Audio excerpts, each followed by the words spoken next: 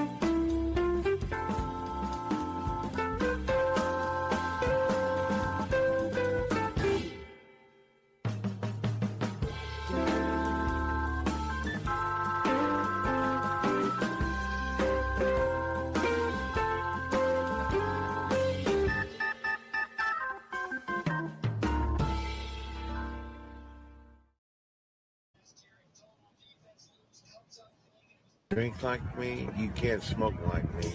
So don't try and be like me. Let's party together.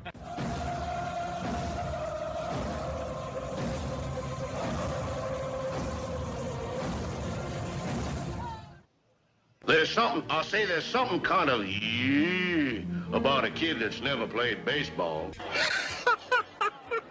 We have been hoodwinked, bamboozled, and flat out deceived. Why did you get so drunk? You got drunk. I'm just really exhausted. What's in that cup? Rum and Cokes? Do you have any idea how important this is? We're trying to save the pub. Really? This is what you're doing? This is what you're doing?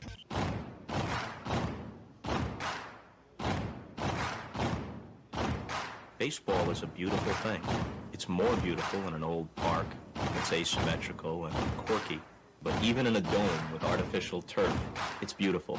The way the field fans out, the choreography of the sport, the pace and rhythm of it, the fact that that pace and rhythm allows for conversation and reflection and opinion and comparison. In right field, the crowd is tormenting Strawberries, singing, Darryl, Darryl. Little roller up along first, behind the bag. It gets through Buckner. Here comes Knight, and the Mets win. And there's a fly ball deep to left. It's on its way. There it goes. And the Yankees are going to the World Series. Aaron Boone. Ground ball stabbed by Polk. He has it. He underhands to first for the first time in 86 years. The Red Sox have won baseball world championship. Can you believe it? It's a pastime, something you do. It's entertainment, something you watch. And it's a shared experience, something you talk about and read about. But you can apply those same three criteria to other things. What makes baseball special is that it's the best game that's ever been devised. Smith corks one into right down the line. It may go. Go crazy, folks. Go crazy. Sure as God made green apples, someday the Chicago Cubs are going to be in the World Series. A little bouncer slowly toward Bryant. He will glove it in front of Rizzo. It's in time. And the Chicago Cubs win the World Series. Cubs win. What a lucky break. The good Lord wants the Cubs to win. How can you not be romantic about baseball? If baseball is about caring, about loyalty and rivalry, Braves fans are on their feet hoping for some kind of a bleeder or a seeing-eye single. Here's the 1-2 pitch. Fastball hit high and deep down the right field line. It's going back, back, back. Is it fair? Is it zip, boom, bam, it's gone. Ram-a-lam-a-ding-dong, a 3-run shot, and your Atlanta Braves have taken a 1-1 lead. A banger, and she's gone, baby. There's a very peaceful thing. It was created and played in pastures and meadows. There's grass, there's outdoors, there's everything that people thought was American and feel about America you get in a ballpark. And it's the wonder of walking through that dark tunnel and seeing a huge open space where men play the little boy's game.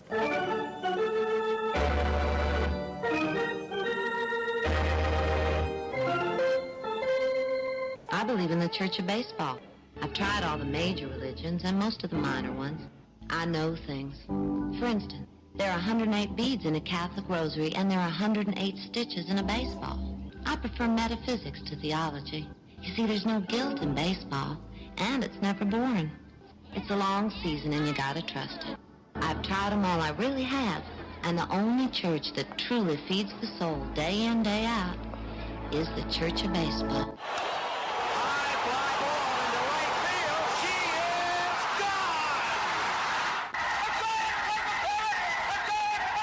Swung line drive left field. 1 run is in. Here comes Breen. Here's the throw to the plate. He is safe. You're in Braves country.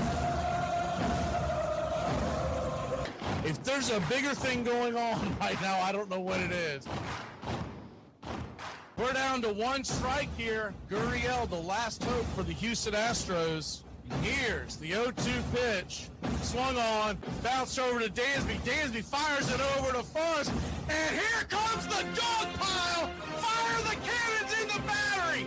Do the chop all throughout Braves country. Pop that top. Your Atlanta Braves have won it all. Ladies and gentlemen, welcome. We direct your attention now to home plate. Please remain standing. We call your attention to our bands here today. They will be jointly directed. And now, another fixture. Our national anthem. Oh, say can you see by the dawn's early light what so proudly we hailed at the twilight's last gleaming, whose what stripes and bright stars through the perilous fight o'er the ramparts we once were so gallantly streaming, and the rockets' red bombs bursting in air gave proof through the night that our flag was still there. Oh, say does that star-spangled banner yet wave o'er the land of the free and the home of the brave? Play ball! At this time, ladies and gentlemen, we'd like to introduce today's teams as participants in this historic game.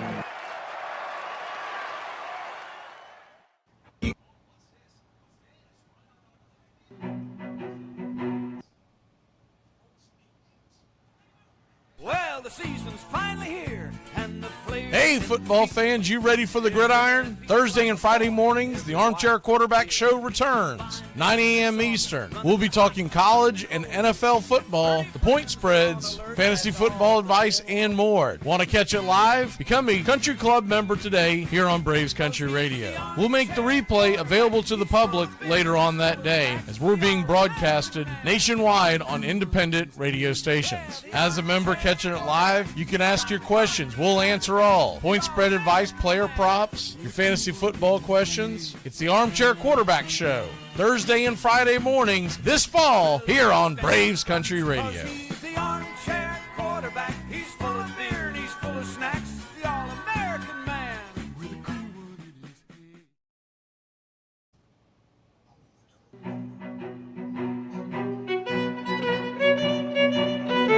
Hey, Braves Country, Mac McGee here for American Rebel Beer. From the mountains to the prairies to your pint glass with white foam, we're bringing back beer with a backbone. All that matters in our brew is taste and a touch of American excellence. American Rebel Beer, born in the USA.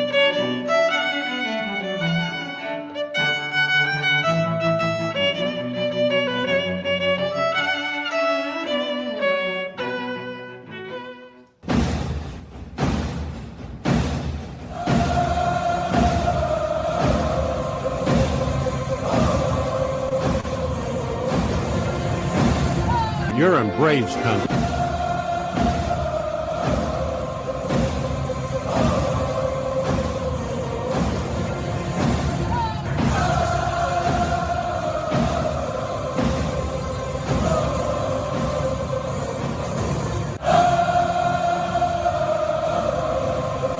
Good morning, Braves Country. Coming to you right after Armchair Quarterbacks Day. We're going to make this a pretty short one. I got to rest my vocal cords. I mean, I went through it yesterday with the 6 hours no break, and doing the show this morning, I can already feel it. I want to make sure I'm ready for tonight's game. So we're going to do this a little shorter than normal, but we are going to get into the series. You can see the teams on your screen as the Braves will start off with Quantrill versus Nola tonight, and then we're going to have Elder versus Ranger Suarez on Friday, Sale versus Chris Sanchez on Saturday, and Waldrop versus Luzardo on Sunday. None of these games would I suggest that you take the Braves to win on the money line. This is going to be a tough series. It's in Philly. We normally don't play well there. And I hate tonight's matchup with Quantrill going up against the Phillies. That said, he has faced them in the past, and he's a wily veteran, and hopefully he can navigate. And remember, the last few times we've seen Noel, we've gotten to him. He went on the IL. He's back, and we'll see what he has tonight. I'll reserve judgment then. We've been able to get to him prior to his downfalls of recent memory. Nola always pitched the Braves really well, at least the first couple of times through the order. Braves typically got to him going through the third time in the order. Remember the famous game? Was that 2018? I feel like that was 2018. Maybe it was 2019. Opening day when the Phillies pulled the starting pitcher, Aaron Nola, after he was dominating, and we ended up coming back and doing a walk-off job. I know Freddie Freeman was involved. It's been that long ago. I believe it was 2018. It might have been 2019. And that catapulted us to a great season. We ended up winning the division. This will not be the case this year. Obviously, the division is done. Philly's going to win the division. But I'd love to be a thorn in their side. I'd love to give them some things to question going into that last month of the season and help us build for next year. Especially, I'd like to see Waldrop come back out and pitch well. That's a big, big stage they're putting Waldrop on. I mean, honest engine. Putting Hurston Waldrop on Sunday Night Baseball on the night before Labor Day, where most folks are off, they're going to be up, they're going to be taking part of some libations and tuning into some baseball. That's a big stage. So I'm a little worried about now. I did see some numbers on Luzardo recently, and he has not pitched well. Especially, this is the one that shocked me because I always thought he was a pretty good pitcher, but they're looking at him from the aspect this year of high leverage versus low leverage, meaning when the game's on the line, when runners are in scoring position, that kind of thing. He has pitched very poorly this year, very poorly. Now, can the Braves put him in a high leverage situation, or will he go through and cruise through? The two middle games worry you the most from the offensive standpoint. Ranger Suarez always pitches well against the Braves. It doesn't matter if he's scuffling. He's actually pitched pretty well his last few times out, but there was a part there where in this season where he was kind of wonky. It didn't matter. Braves faced him, and he went out and pitched lights out. He has owned the Braves. Chris Sanchez, if you haven't been paying attention to him this year, Saturday night start, he has been a nasty customer. Now, the Braves have gotten to him in the past, but I don't believe he's the same pitcher that he used to be. So we'll see how that plays out. But what you will get is Chris Sale on Saturday night against Sanchez. So that's the game that you feel the best about trying to pull off the win. But how many innings are they going to let Sale go? Because let's be honest, the season's a wrap. If they were in a hurry to win games, they wouldn't be holding Sale till Saturday. It's a week after his last start, which was Saturday night in the minors. They would have pitched him at least by Friday. But if you were really chasing wins, he'd pitch tonight because that would be normal rest. So Quantrill versus Nola, we're got to get the bats ready. Elder versus Suarez, you hope you get the better Bryce Elder and then eventually get into the cracks and creaks of that Philadelphia bullpen. Sanchez has been lights out, but so is Sale when he's been healthy. Waldrop has been very good. He didn't even have his best stuff yesterday, and he still kept Tuesday night, and he still kept the Braves in it, only give up one earned run, a quality start. That's not nothing. He didn't have the strikeouts that he normally has, but he found a way through it. If he doesn't have the strikeout stuff against the Phillies, that's going to be a problem because they swing for the fences. So they're a team that you can strike out. And if he's not striking them out, that's probably a bad sign. I just hope that on Sunday night, if he gets hammered early, if he's on the fence, get him out of the game. No reason to kill his confidence because you're putting him in a Sunday night game in Philadelphia, ESPN, nationally televised game. Get him the hell out of there because he's been phenomenal. I would have set this up a little differently if I were the Braves. I would have had Sale on Friday night. It still would have given him an extra day of rest. And I would have had Elder pitch on Saturday. It would have given you a better chance to win those games. But they obviously don't ask us for that kind of stuff. But there you have that. So let me see who else we got going on in here today. We've got a couple of things going on in the world of baseball. Like I said, this won't be a long show today because I got to make sure that I'm ready to roll for tonight. I've even had the Chloraseptic out. I'm not sick. I just got the Chloraseptic out to try to save my voice. A couple of things that were shown that were talked about last night after the Braves' big barrage, big offensive nights against Miami. Okay, first of all, there's always this clickbait stuff that goes on, right? And one of the things that's going on in 680 The Fan, which is the local Atlanta radio station, is they keep bringing up, and I honestly think they're just bored and they don't know what else to talk about. It's not that they don't know the game. I'm not going to sit there and say that about them. That's unfair. But I do believe this is all just clickbait. The question is, Ozzie Albies has a $7 million option for 2026. This was talked about. When was this? This is right before Game 3, so it was low-hanging fruit after his 2 home run game. It's a stupid question. It's a stupid topic. They're going to pick him up. It doesn't matter what you think or what you want or what you yearn for. You're going to pay $7 million for him to stay or $4 million for him to go, which means you got to find another second baseman, everyday second baseman, for $3 million or less, which is not the market in today's baseball. The only way he doesn't come back is if they pick up the option and they trade him for a youngster that they believe more in long-term, et cetera, et cetera, et cetera, and they move Ozzie to an opportunity to be able to win somewhere. I, for one, don't want to see that regardless. I think Ozzie Albies is the heartbeat of that clubhouse as far as always. He's never going to be the alpha dog leader. He's never going to be the guy, the rah-rah guy. But I love his personality because you need these guys in the clubhouse too. The guys that never seem to have a bad day. The guys that are always smiling. The guys that will pick you up when you're not playing well. And he is one of the few guys that actually can get onto Acuna, and Acuna will listen. That's not nothing, especially when you know that, and granted, Snicker's likely to be gone next year.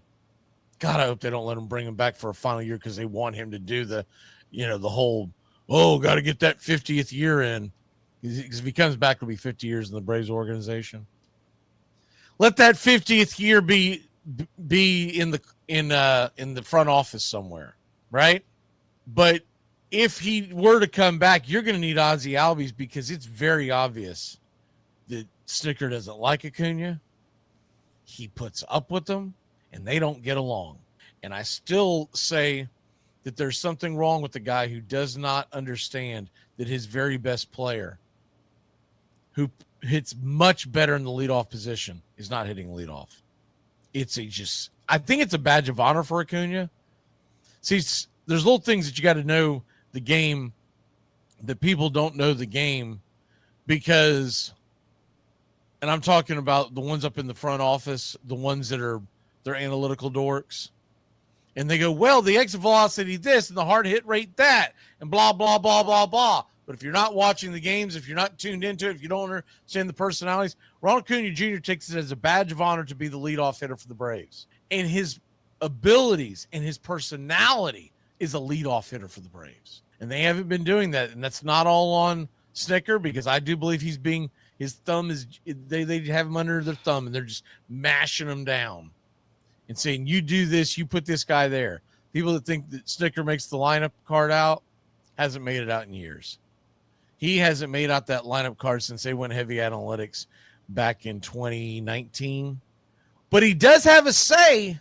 He can say, you don't know what the hell you're talking about. I'm the one that actually physically fills it out and hands it to the umpire. And Ronald Acuna Jr. is my leadoff guy. And he can go to bat for and say, you know what? Let him lead off today and let him hit bat third tomorrow. And we'll go back and forth and we'll just see what's better. I guarantee you're going to get a better offensive output from Acuna batting in that top spot. Not to mention the fact the hard analytics tell you want him batting leadoff because the simplest number ever. He's going to average more at bats and he's your most talented batter. So why the hell are you delaying his first at bat? It's going to take you longer to get back around again. And Profar has done a fine job, don't get me wrong, but Profar should be hitting number 2. Because whoever you put at the number 9 spot, you're not that worried about Profar being on deck like you are when Acuna's on deck. So when a guy is scuffling and you put him at the 9 spot, he is seeing nothing but fastballs because they want to make sure they don't walk you.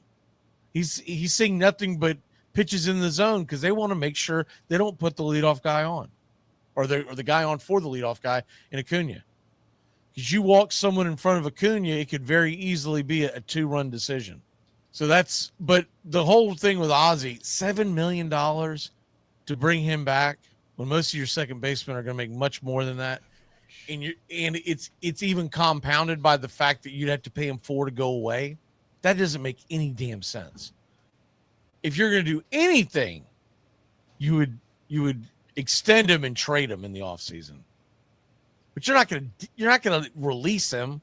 Don't freaking Ramon Laureano us again. Remember that debacle?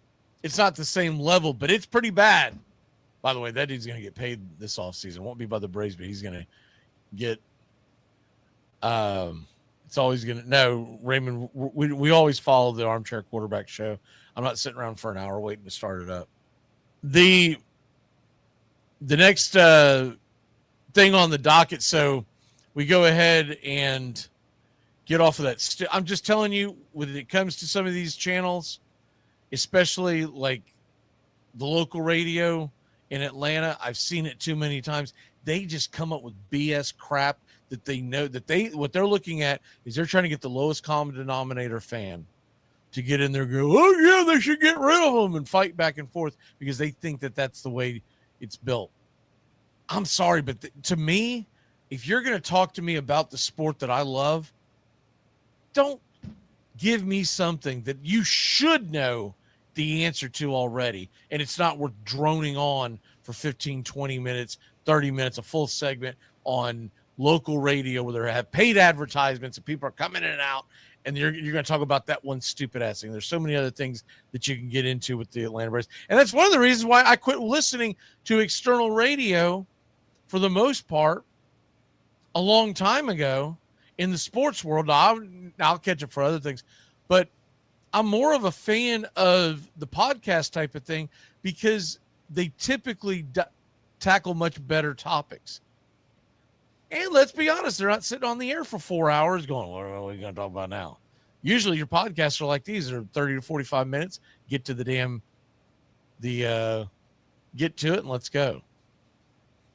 Yeah, not re-signing Ramon Laureano is going to be one of the biggest blunders that AA's ever made.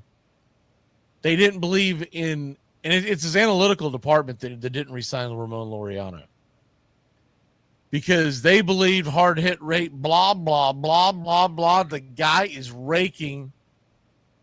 What was he batting second yesterday in the Padres orders? He was right at 300 going into the game. I think he started the game at 298. Good OPS, the whole 9 yards. That was a dumb decision. And this isn't hindsight 2020. I was talking about that in the offseason last year, that there was just no way in hell I would give up, because they had to eat some money, and to bring him back would have been cheap. So I think they could have had him for $4 million, and they had to pay him too. It was somewhere in that neighborhood. I'm like, what? And everyone's like, oh, because they're going to go get this, they're going to get that. What'd they get? They got a guy who was suspended for 80 games for PEDs. Granted, Laureano had been suspended in the past, but defensively, he's solid as they come. Anyways, can't go back and undo that. And like I said, he's going to get paid this year. Braves aren't going to be able to afford him, I wouldn't think.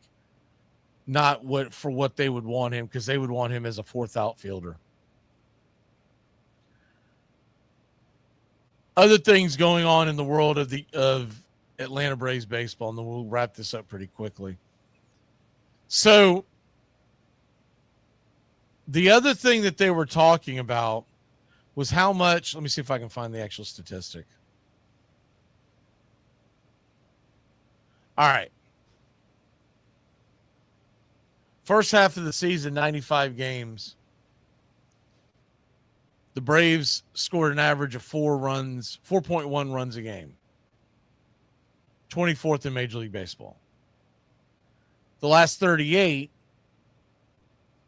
and I believe this was right after, it was right after yesterday's game. They are scoring 5.4 games, and the reason why they cut it off at the 95 and now 30 is because that's when the All-Star break was. And so the idea was that the coaching staff with Tim Hires and along with Chipper Jones really turned the offense around, et cetera, et cetera. I'm not going to discount anything that they may have done to help, but I will say this. If you look at the schedule and you have to look at the heart of it, of why the Braves offense has taken off. Yes, Michael Harris is hitting much better. I'm not going to say he's not. But look at the actual schedule.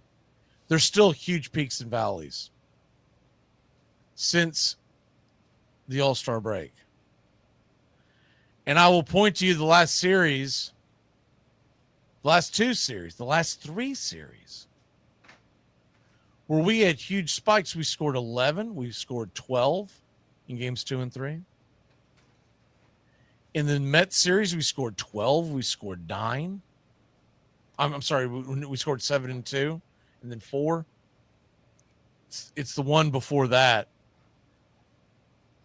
against the White Sox where we scored 11 and 9. We scored 10 with Cleveland, 11 with New York. And the biggest thing that I'll say to you on that is, and then you go back to the Miami series, the one in early August, 8, 7, 8, 7. You're going up against some pitching staffs that have been really, really struggling. And for whatever reason, the Braves have absolutely owned the Marlins and the Mets over the years. But you look at when they played teams that have pretty good pitching staff since the All-Star break. We scored 1, 2, and then got 4 runs on Quintana at home against Milwaukee. Against the Reds, other than the one, remember that game where we came storming back and there was a shootout and it was, up and down and down and out. And it was a really oddball game, but the offense started off slow. The other 3 games, or the other 2 games in that series against Cincinnati, we scored 2 and 4. We scored 1 run against Texas, 3 runs against Texas, 3 against San Francisco, shut out against San Francisco, 2 against New York, 3 against New York. The point, and when I say New York, the last time I'm talking about the Yankees, the point being the offense is still up and down. And they're getting these big spikes.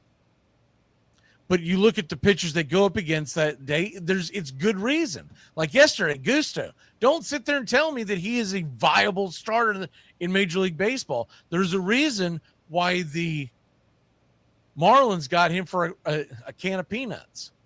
Well, Merrifield is retired, Pete. I wouldn't even say Merrifield's someone they should have brought back. He was at the end. He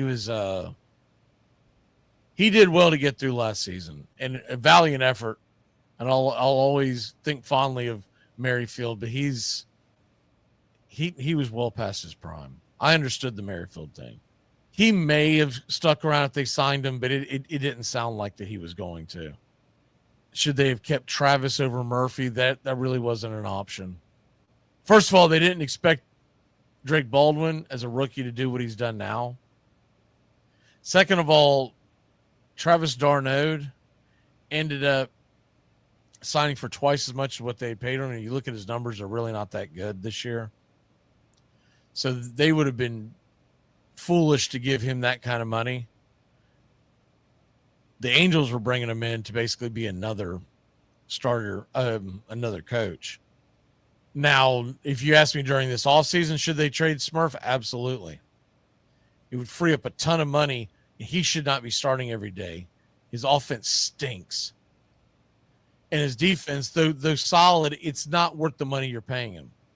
You can find a much cheaper veteran to sit on the bench behind Baldwin most days and use that money to go get a viable designated hitter and help the pitching. Bullpen specifically.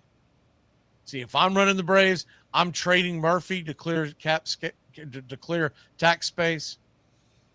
I'm going to find a solid veteran. Travis isn't really an option because he's not a free agent, but someone who can give you decent innings when called upon, but Drake's going to be my guy. I'm going to need a designated hitter, and I'm going to back the Brinks truck up to one Kyle Schwarber. Because you give me another left-handed power bat in that lineup, and you're talking about gravy train biscuit wheels with the offense. He does not have big spikes where he is struggling at the plate typically. Kyle Schwarber would be a perfect designated hitter. Just let him be the designated hitter. In a pinch, he can play left field, but it's not where you want him. And you shake Ozuna's hand, you say thanks for all the memories, but he's clearly on the decline. And we got to make a change to make this offense ignite at the beginning and the end of the season. And Kyle Schwarber's the answer. And I don't, it's not out of the realm of possibility, because if you remember when he was interviewed at the All-Star game, after he had the big heroics in the home run derby, they asked him about playing there in Atlanta and how ironic and blah, blah, blah. He said everything across the board politically correct, so to speak, because I guarantee you his agent has told him, don't badmouth the Braves and get the Braves fans mad, because they're going to be interested in the offseason. So if they don't get Kyle Schwarber, there are other guys we can go over down the road, but save that money on Smurf, who's sitting on the bench every day. It's not worth paying a guy $16, $17 million a year to play what should be every fourth day. You can't put him at DH. He stinks. When he gets hot, you can. There's small spikes. He's hot in an MLB season 40 games out of the year. The rest of the time, he stinks. And when he's hot, and a lot of times it's because he's getting fortunate and getting pitches right in his swing path. He's not making a ton of adjustments. I have no desire to keep a guy around who's making $16+ million a year, who's basically turned into a pinch hitter off the bench.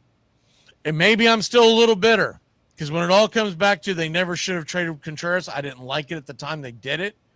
We were live on the air right here on this station when they did it. And I was furious. And I felt like they didn't get back what they should have gotten back, and I ended up being right. And that's before we knew Drake Baldwin was coming along. But remember, that was, my God, that was 2-3 off seasons ago. So was it 2023 off season, right? So three seasons ago almost. Contreras and Baldwin, holy crap, would that have been a 1-2 punch at your DH slash catcher? Because that you could actually carry them as both, because one's a righty, one's a lefty, and the both would make a ton of sense doing that. Anyways, moving on from that topic, I believe the offense, it's fool's gold to think that is something that the Braves can lean on, because for a few weeks we've had some spiked numbers in certain games against bad pitchers. I think that's about it. I'm trying to see if there was anything else that I had, because sometimes I'll earmark stuff to make sure that I talk about it. Once again, Cal Quantrill tonight and against Nola. Should be a fun series regardless. I love beating the Phillies. I hate losing to them. So we'll see how that plays out. But when it's all said and done, we're going to have to score some runs to be able to win this series, because Elder has never pitched well against Philly. And in Philly, he's been a disaster. Sale comes back, so you look forward to that. But you got the rookie, and then you got Cal Quantrill. And let's be honest, he's basically glorified batting practice. So to win this series, I think that's unlikely. I would love to split it, but I'd really love to make sure we don't get swept, to try to put some kind of I'm shooting for a split, the Sale start, and hopefully one of the others, Waldrop. I think our least likely to win is going to be the Friday night game, but Elder has surprised us in the past. And once again, this weekend, we'll have the play-by-play Thursday, Friday, and Sunday. Saturday is going to be a chat only. We will put the 3D up for that, but I can't be in two places at once. And we do our celebration it's basically a birthday celebration about almost a couple of weeks early, but we do it because it kicks off the NFL season. So that's why I take it off. All right, we'll see you next time. Glad for everyone who popped in here. I do see that we have a decent number of people over on the Armchair QB Radio. Once again, all these talk shows, if you're not a member, you can go to the Armchair QB Radio on YouTube. They will be on there going forward. We'll put some on Facebook like we had this week, but typically if you want to catch them and you're not a member, it's because we have quite a few radio stations, one being WQVZ that just jumped aboard this week, but we have several others. It's just going to be easier for them to be able to grab the audio and share it and be able to do it in real time, however it works in their favor. All right, we'll see you next time. I'm absolutely cooked. I've got to rest my voice. Is it 6:45 tonight?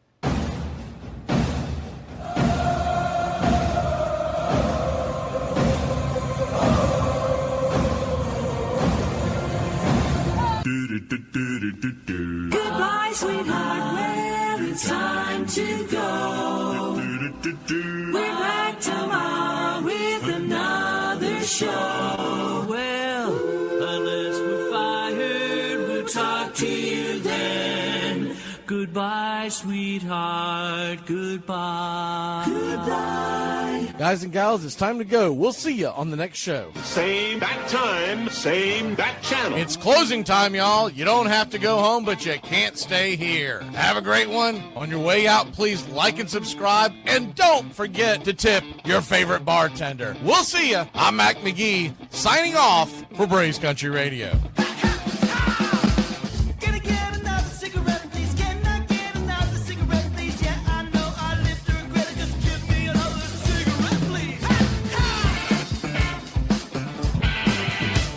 Well, the season's finally here, and the players Hey, football fans, you ready for the gridiron? Thursday and Friday mornings, the Armchair Quarterback Show returns, 9 a.m. Eastern. We'll be talking college and NFL football, the point spreads, fantasy football advice, and more. Want to catch it live? Become a Country Club member today here on Braves Country Radio. We'll make the replay available to the public later on that day, as we're being broadcasted nationwide on independent radio stations. As a member catching it live, you can ask your questions. We'll answer all. Point spread advice, player props, your fantasy football questions. It's the Armchair Quarterback Show, Thursday and Friday mornings this fall here on Braves Country Radio. He's the armchair quarterback. He's full of beer and he's full of snacks. The all-American man.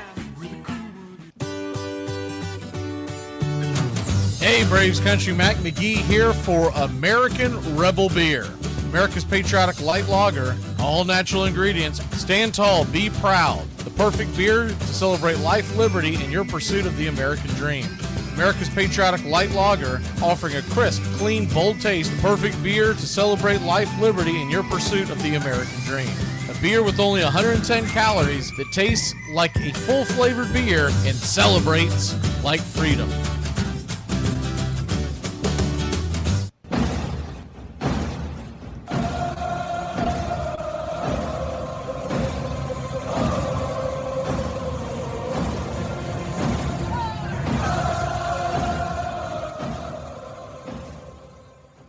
On a beer?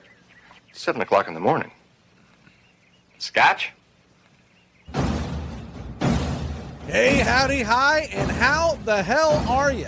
Pull up an armchair, girls and boys, and join us for Braves Country Baseball.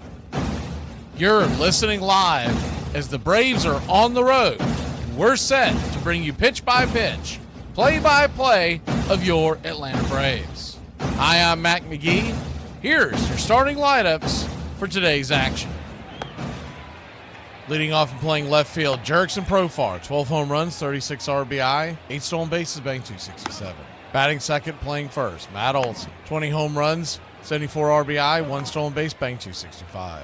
Ronald Acuna Jr., batting third, playing right, a .301 average, 15 home runs, 31 RBI, 6 stolen bases. Drake Baldwin, 14 home runs, 60 RBI, a .276 average. Ozzie Albies batting fifth, playing second. 13 home runs, 59 RBI, 12 stolen bases, batting .233. Batting sixth, the patrolling center field for your Atlanta Braves, it's Michael Harris II. 17 home runs, 71 RBI, 15 stolen bases, batting .251. Batting seventh, the designated hitter, Marcell Ozuna. 20 home runs, 62 RBI, a .229 average. Nacho Alvarez is batting eighth and playing third. He's got a .233 average, 6 RBI. Vital Brujan batting ninth and playing short. .250 average, 6 RBI, 2 stolen bases. On the mound for your Atlanta Braves, Cal Quantrill, 4-11, a 5.51 ERA. A 1.42 whip, 114 innings, 127 hits allowed, 85 strikeouts, 35 walks, 18 home runs given up. He'll be going head-to-head with Aaron Nola, who's 2-7 and a 6.52 ERA, a 1.53 whip. 58 innings, 71 hits allowed, 62 strikeouts, 18 walks, 13 home runs served. Not the Aaron Nola that we have seen over the last several years. Just recently coming off the IL, so he hopes to have some things figured out tonight. Leading off playing shortstop for the Phillies, it's Trey Turner, 14 home runs, 61 RBI, 32 stolen bases, batting .297. Kyle Schwarber, the designated hitter, batting second with 45 home runs, 110 RBI, 10 stolen bases, batting .243. Batting third at first, Bryce Harper. 21 home runs, 62 RBI, 11 stolen bases, batting .267. JT Realmuto is the cleanup hitter and behind home plate. 10 home runs, 45 RBI, 7 stolen bases, batting .270. Brandon Marsh is in left field and batting fifth. 7 home runs, 28 RBI, 5 stolen bases, batting .259. And Alec Boehm is at third, and he still hasn't touched home plate on that fateful Sunday night baseball game. 9 home runs, 48 RBI, 2 stolen bases, batting .286. Kepler is batting seventh, playing right. 13 home runs, 40 RBI, 2 stolen bases, batting .216. Harrison Bader batting eighth and in center field. 14 home runs, 44 RBI, 10 stolen bases, batting .261.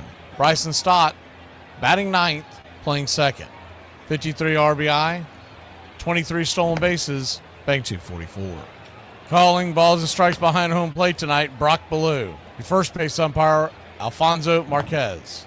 Second base will be manned by Lance Barrett, and down the third base line, it's Carlos Torres. Game time temperatures here, Philadelphia, Pennsylvania, Citizens Bank Park, expected to be about 77 degrees at first pitch with the wind blowing out at 11 miles an hour. Your Atlanta Braves are plus 158 on the money line. The over-under is 9.5. Our pick to click tonight, Ronald Acuna Jr. by far has the best numbers against Aaron Nola. Now, typically he's been hitting in the leadoff position, so he's not in the funk that he's in right now, but we're still going to roll with him. 345 average, 4 home runs, 9 RBI, and 55 at-bats. We'll take your Atlanta Braves to go clicking away with the Ronald Acuna Jr. and win this one in a high-scoring affair. Give me Atlanta 8, Philadelphia 6. American Rebel Beer keys to the game tonight.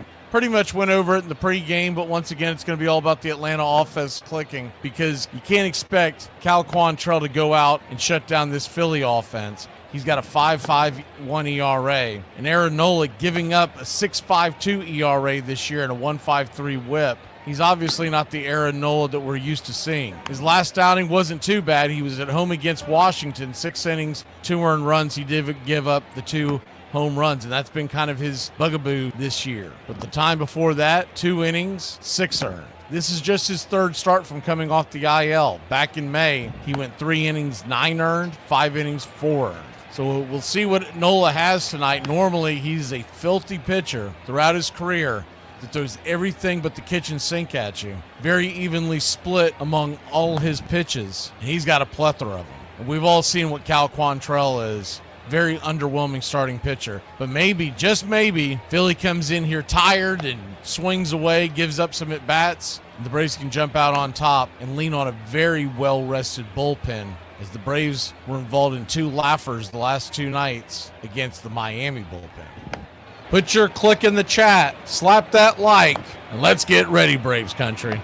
We'd like to thank everybody for choosing Braves Country Radio, and a special thanks to all the country club members. Please like on your way in and subscribe, set those alerts, and share Braves Country Radio to help build the crowd so we can continue to bring you the classic call of Braves Country Baseball. Well, it's about that time.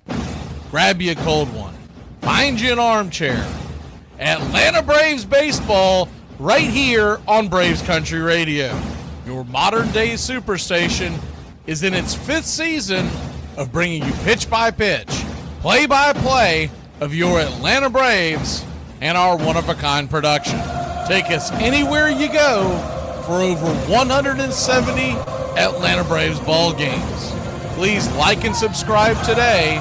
Join the Country Club. Thank you to all the Country Club members. You help support Braves Country Radio. Get this bus moving. Stop. Come back. Too late. Roll call! Yeah! Roll call! You're in Braves country.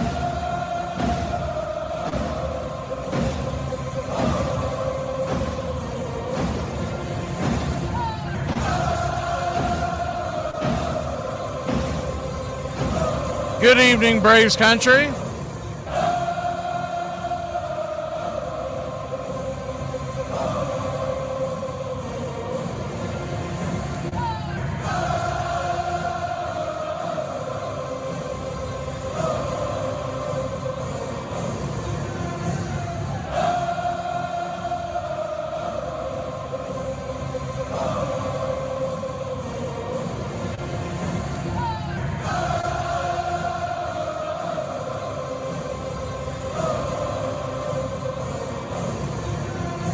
See who we have here in the Country Club and elsewhere tonight.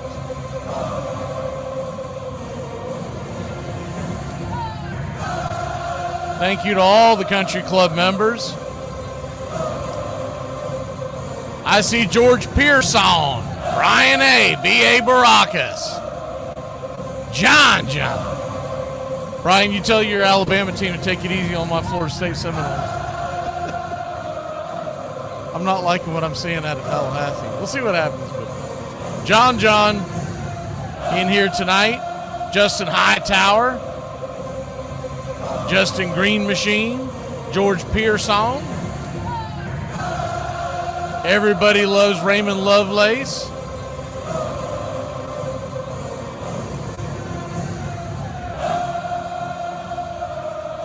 Timothy Moore. Country Club members. Also, we got James Fisher, Uncle Charlie Fritz, Braden Quinn. I'm assuming Pete is in here. I haven't seen her name since we've started the roll call line, but it happens. Tree Nug, good to see you.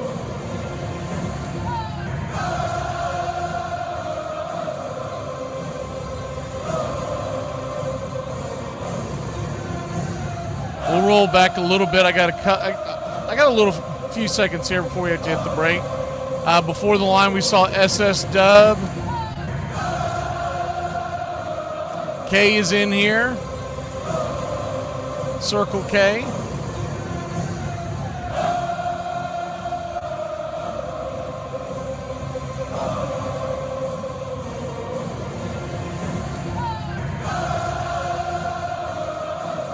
See if anybody's in here. I know some folks are probably just getting off work with the early starts the next two nights. Tree Nugs taking pro far to click. All right, we'll be back in a flash here on Braves Country. Pitch by pitch, play by play of your Atlanta Braves. Here's hoping my voice holds up.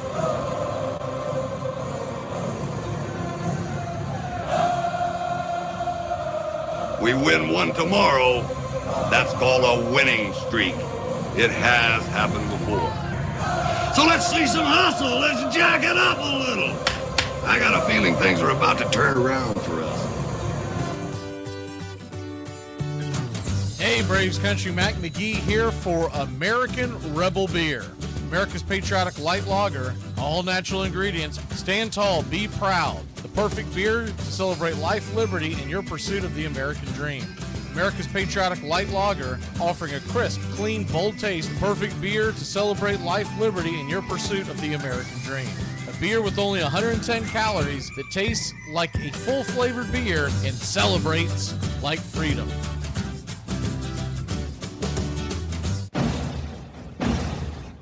Hey, Braves Country, this is Mac McGee with Braves Country Radio. We are bringing you pitch by pitch, play-by-play of your Atlanta Braves all year long. Join the Country Club today. Help support Braves Country Radio. Join the Country Club today. It helps us bring you more of the game we all love. Braves Country Radio, your home for the classic call of Braves Country Baseball.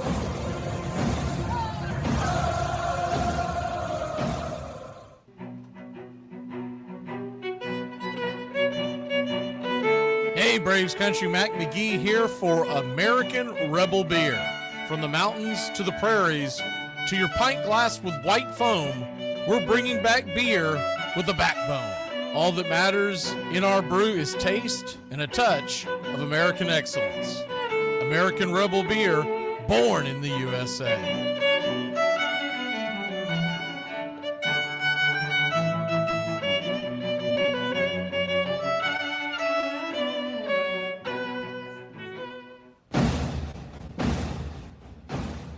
Ladies and gentlemen, we interrupt our program of dance music to bring you a special bulletin from the radio news. Sit quietly and we will control all that you see and hear. There is nothing wrong. You are about to participate in a great adventure. You are about to experience the awe and mystery. You unlock this door with the key of imagination.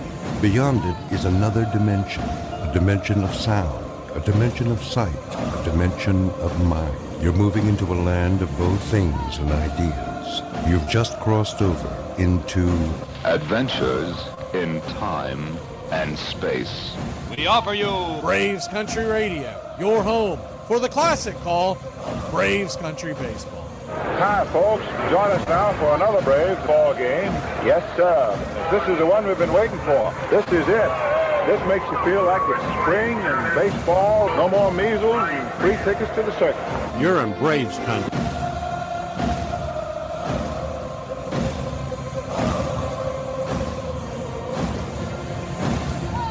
This is a reminder Disorderly conduct will not be tolerated. Please respect your fellow fan and refrain from any unruly behavior.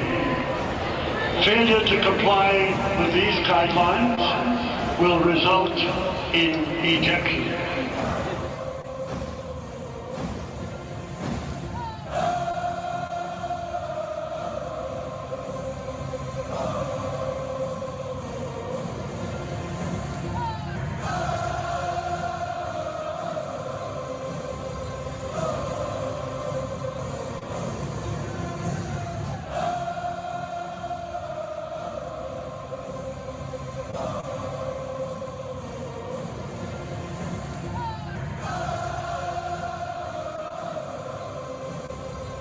Good evening, Braves country. Just a few minutes away from first pitch. Hope y'all are having a great evening. College football kicking. Keep you up to date. I'm sure you NFL fans saw the Micah Parsons trade. That was a big trade. I feel like that was coming. Everyone kept saying there's no way they did. I was like, dude, I think Jerry's had enough, man. He feels like you can say whatever you want, but he feels like he had a deal done with this kid, and they backstroked because his agent wasn't involved. The next thing you know, you're going to Wisconsin, baby. 2, 4, 6, 8, who do we appreciate? You're in Braves country.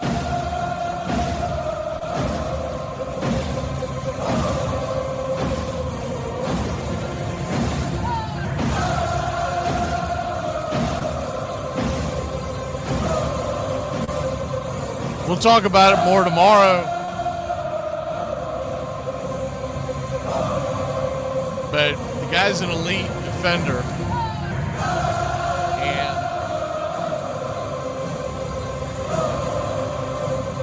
short of it is,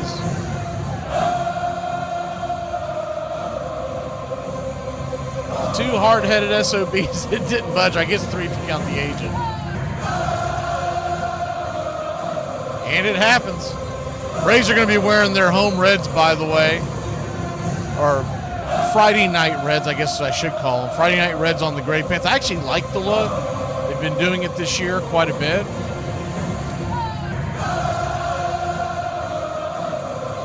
It's a red jersey with blue writing, both Braves across the chest outlined in red. And the numerals on the back. The names will be in white. Tomahawk in the front in red, outlined in white.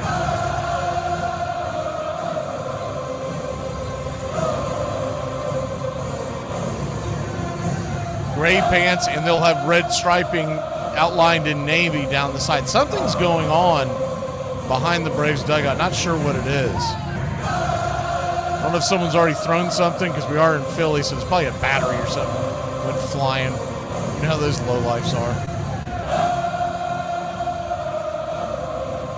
But it happens. Happens a little too regularly there in Philadelphia.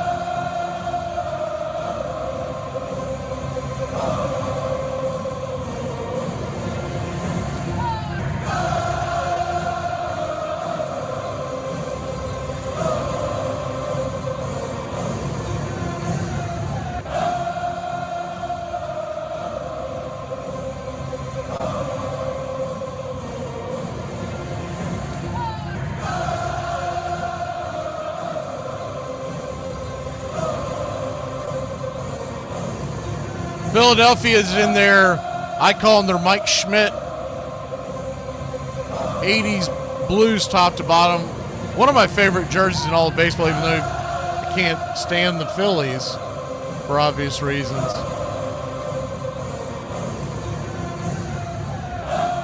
Still say it's one of the best jerseys in all of baseball. Someone actually got me one years ago. Who it was? Taking it back. I don't think it's Schmidt. I think it might be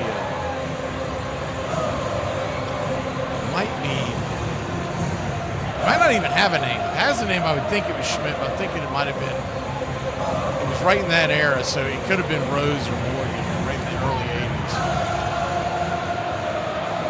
The team that won the NL pennant. Of course, back then, they were not a rival to the Braves.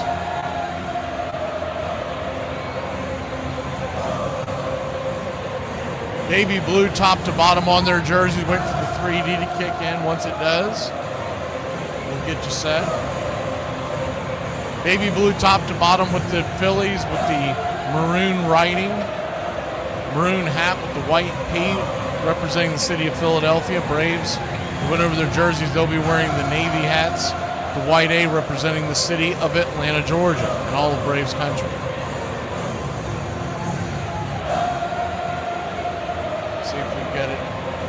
It's up, and it will stay up. Sometimes it pulls the okie doke. Looks like we've actually got it early today.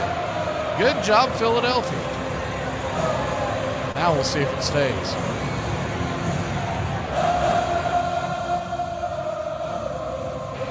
We're just about set for pitch-by-pitch, play-by-play of your Atlanta Braves. Aaron Nola comes set. And another delay. Another pitch comm delay. Man, they're getting a lot of these throughout Major League Baseball. The last, I think it was right around the All-Star break. They must have went all Timu about it. Got a big batch in during the All-Star break and divvied them out to everybody.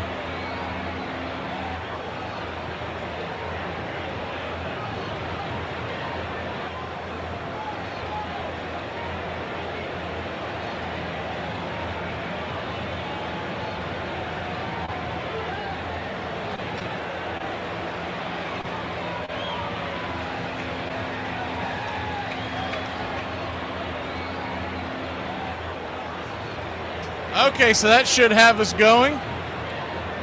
We are just about set, and yes, sir, it is baseball time in Braves country. First pitch on the way, 93-mile-an-hour four-seamer. It's 0-1. The 0-1.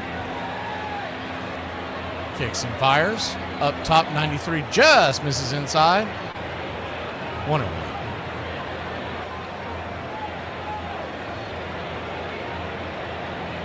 1-1 count. Profar batting .267 on the year, 12 home runs, 36 RBI. The 1-1 is 94, just misses inside. Aaron Nola, who's been struggling this year, but he's had our number in the past. Hopefully we get the bad version tonight. The 2-1. Misses outside, called for a wide strike. Wide strike. It's 2-2. It looks closer on your screen than what it even was. In fact, even the Philly, I mean, that's 3 inches off the plate. And it's funny that the StatCast I'm showing, they tend to show you what they framed it at and not where the ball landed. The 2-2. Swing, chops it off the inside corner. It's once again 2-2. And that really changes the at-bat. When I go to check it tomorrow, they won't have that as an impactful strike because they'll say, well, the guy didn't strike out or get on base because of it. But you go from 2-2 to 3-1, it's a big difference. The 2-2 swing, hits it up the middle, but he got on anyways. And a good piece of hitting by Jurickson Profar. We're going to the Jerk store early on a Thursday, boys and girls. Well, the Jerk store, Cole. They're running out of you. It's smart. It's a smart line, and a smart crowd will appreciate it. And I'm not going to dumb it down for some bonehead mass audience. Thank you for the contribution. Jason Up and Adams. First pitch on the way is a four-seam fastball off the edge. It's 0-1. Righty-lefty matchup. We'll go ahead and pull the screen back. And hopefully we won't have the shenanigans we've had the last week here with the 3D. Hopefully it comes in straight. Runner at first. Nobody out. The 0-1 pitch inside, 92-mile-an-hour four-seamer. One of them. Here's my man Nathaniel Brooks. How are you? Like rushing home from work. There's Jacob. Good to see you, Jacob. Ladarius. Some latecomers. I know we got the early start. Gary the Real McCoy. The 1-1 inside. Called for a ball, 2-1. So 2-1 count. Let's see if I can catch anybody else. Richard Talley.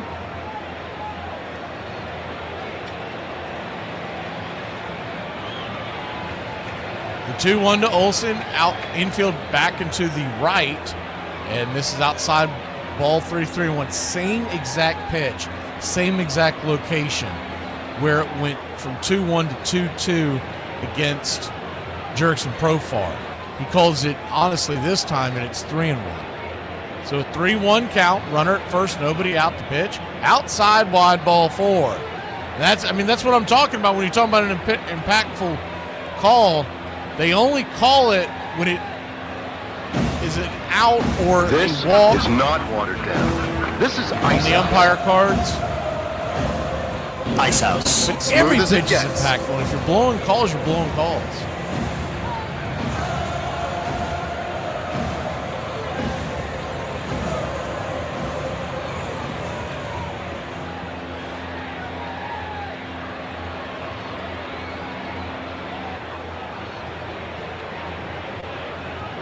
The righty-righty matchup, Ronald Acuna Jr., the batter.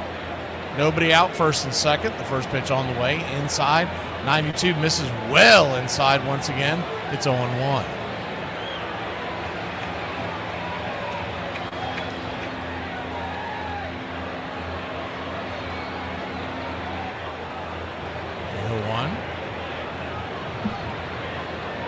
Brings it.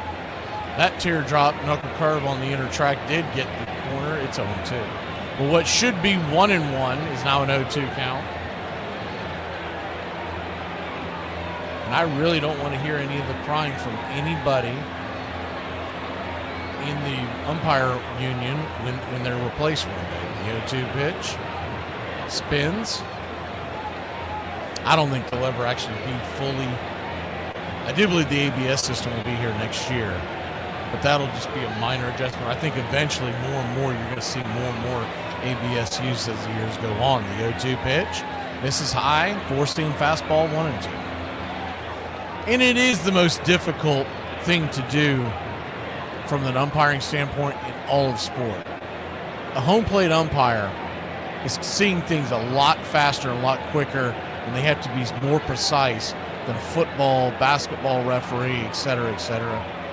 But you expect them to be pretty consistent by the time they get to the bigs. The 1-2 misses high, 2-2. So Deuce is wild here, 2 on, nobody out, but a 2-2 count. Acuna, 15 home runs on the year, batting .301. Brings it, swing, pops it up. Underneath that one down the first base line, making the stumbling catch is Harper. He'll throw it towards second, try to cut off Profar, but Profar came back in plenty of time, 1 down. Acuna just underneath that one.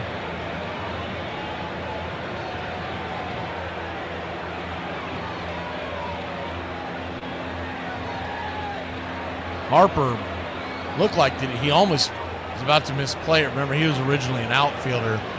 He's actually played pretty good first base over there since being out.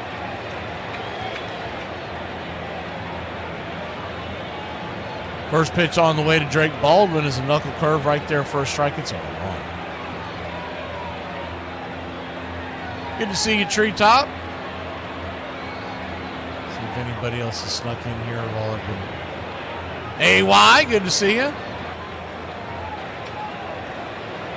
0-1. Outside wide, good take, 1. If nothing else, the Braves are putting a pitch count on Nola. The crazy thing about them is you'll see them some nights will actually come out with the game plan, taking pitches, and then by the third inning, they're swinging at the first fastball. 1-1, down and in, 2-1. 2-1 count. 0-0 your score, but the Braves have runners on first and second. Drake Baldwin looking to get somebody in here. Standing on deck is Ozzie. In the hole is Harris. Ozzie does have good numbers against Nola as the 2-1, pops it up, back out of play. So I think that's why he was flip-flopped over Mike. I don't think it was the knee-jerk reaction of him getting hot this week. I think it's twofold. He's been hitting pretty well the last few days, and he has, what's his numbers, 294 lifetime, a couple of home runs and 6 RBI. This is Drake's first at-bat versus the 2-2. Swing, lifts it into center field. That's going to get down for a base hit. Here comes the throw to home plate, and they're going to hold everybody. Freddie Gonzalez got a little gun shy there. I think he probably scores if he sends him, especially with Profar speed. I have to see the jump again. But nonetheless, the Drake has loaded the bases. You don't like the Drake? I love the Drake. How could you not like the Drake? Who's the Drake? The Drake is good. Ducks all over the pond.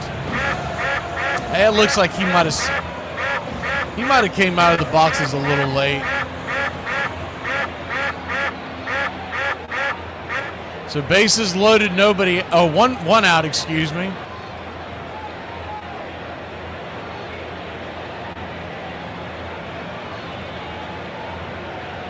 As the Phillies have a mound visit, Caleb Cotham, their pitching coach, is out there to give Nola the what for. He said, "Man, I'm like."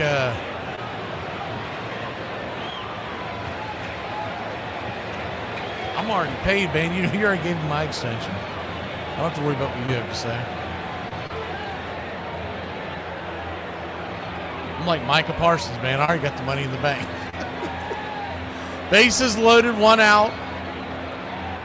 First pitch on the way to Ozzie. Swing! Fouls it straight back, 94 miles an hour. He's bringing it. It's 0-1. Trying to get Ozzie to pop up there.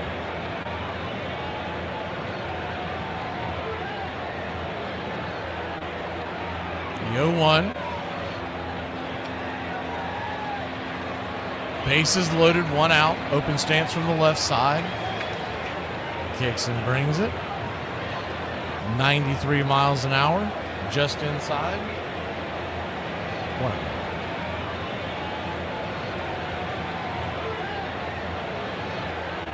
So a 1-1 count.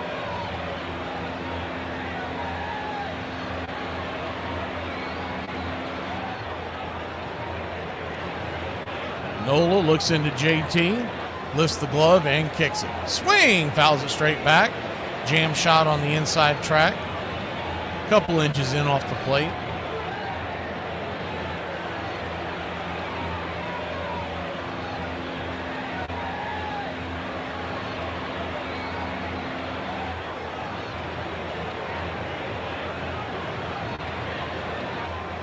The 1-2.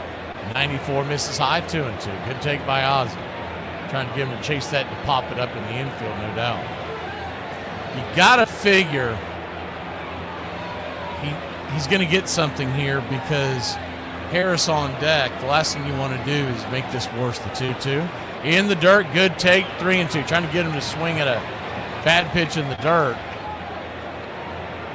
Now, nowhere to run, nowhere to hide. Bases loaded. 1 out. Top of the first inning, just getting going here in Braves country. If you're just joining us. The 3-2, payoff pitch. Inside, ball 4. So he'll head on down to first. And Ozzie Albies will get a walk and an RBI, which means that click-clacked if you picked him. I'm the Wiz. I'm the Wiz. I'm the Wiz. I'm the baby.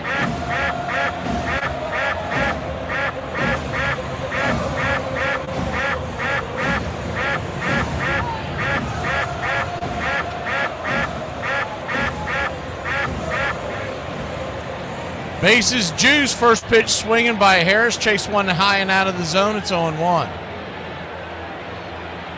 He missed that pitch, but they wanted him to hit that one. Popped it up in the infield.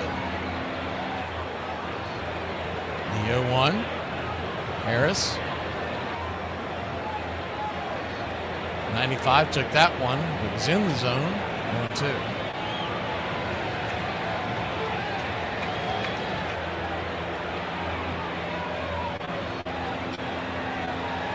Oh, 2 count.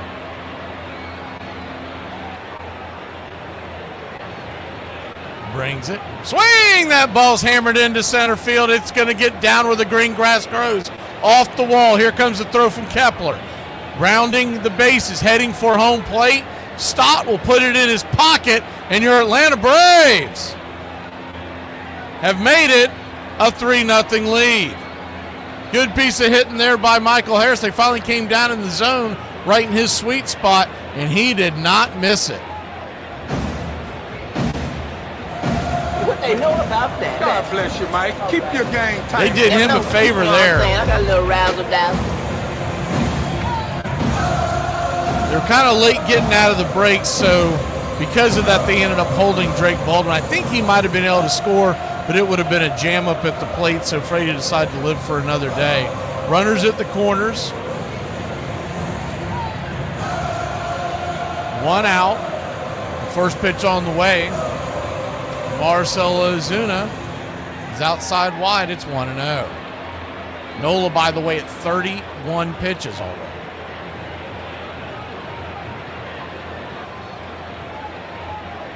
1-0. Way outside wide. Ball 2-0. We might knock him out the box if he doesn't get... You know he's really looking for a double play, but he's just looking to get some outs and get in the dugout. Closer you get to 40, with all that money they have invested, the closer his night could be through. The 2-0 pitch. Right there. Knuckle curve, 2-1. Remember, they're coming off a disastrous series against the Mets. More on that in a bit, but we might be catching them at the best time you could ever catch Philadelphia in Philadelphia for 4.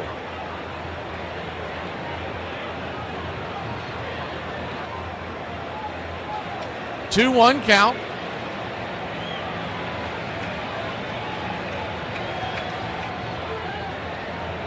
Digging back in is Ozuna. Nola brings it. Swing, sizzles it back to the backstop. Just missed timing that one up. Phillies have a 4-game lead in the division, but they've lost 3 in a row, all 3 to the Mets. So a division lead that looked like it was starting to turn into a laugher, now all of a sudden it's getting a little tight. The 2-2. Caught looking strike 3, 93 on the outer edge. Ozuna once again cannot recognize that pitch. He keeps arguing with umpires on that outside corner, but that is a strike all day long. And it's a good frame job by JT, don't get me wrong, but that pitch is in the zone. I mean, it is over the plate, knee high all day long. There's nothing about that pitch. It's not a great pitch to swing at, but with 2 strikes you have to. So Nacho Alvarez comes to the plate. First pitch, 93 on the outer track. It's 0-1. We've seen that all year long with Ozuna. And I still think he's going to be a good signing for someone, but I think things like that are going to end his days with Atlanta. It's been too consistently. The 0-1 runner goes, throw down to second. Here comes the throw to second base, and they fire it back down to home. And Ozzy, he thinks he's safe. They've called him out. So they're trying to do a delayed double steal. Ozzy believes he's safe. We'll see what happens here. From the blind eye, it didn't look like he was. Nah, they're not going to challenge it. Good throw by Real Muto, but a great throw and a great tag by Real Muto after the one by Stott. We're back in a flash, but the Braves lead it 3-0. He died of natural causes. You pushed him off the roof. Yeah, gravity. Okay, well, you clearly don't care, so why don't you just leave? I would like to stay. This pertains to me. I would like you to leave. Why don't you go outside and take a shot of insulin and have a nap, okay? Why do you always assume I have diabetes? You have a glass of apple juice and tell me that you don't have diabetes, okay? All right. See? Just the noise you made when you stood up. I could... Ryan D. Sandberg, a sure-handed second baseman with power and speed, earned 9 Gold Gloves, elected to 10 All-Star teams, and named the National League MVP in 1984. And what a year it was for Sandberg in 1984. MVP and a bevy of offensive stats that spoke to his all-around game. It was just one of those years where I just felt real comfortable and aggressive at the plate, and I got pitches to hit and I didn't miss them. Every day he showed up and did something to help his team win. He may get 2 singles and then steal 2 bases and put himself into scoring position. I don't ever recall seeing him have a bad game.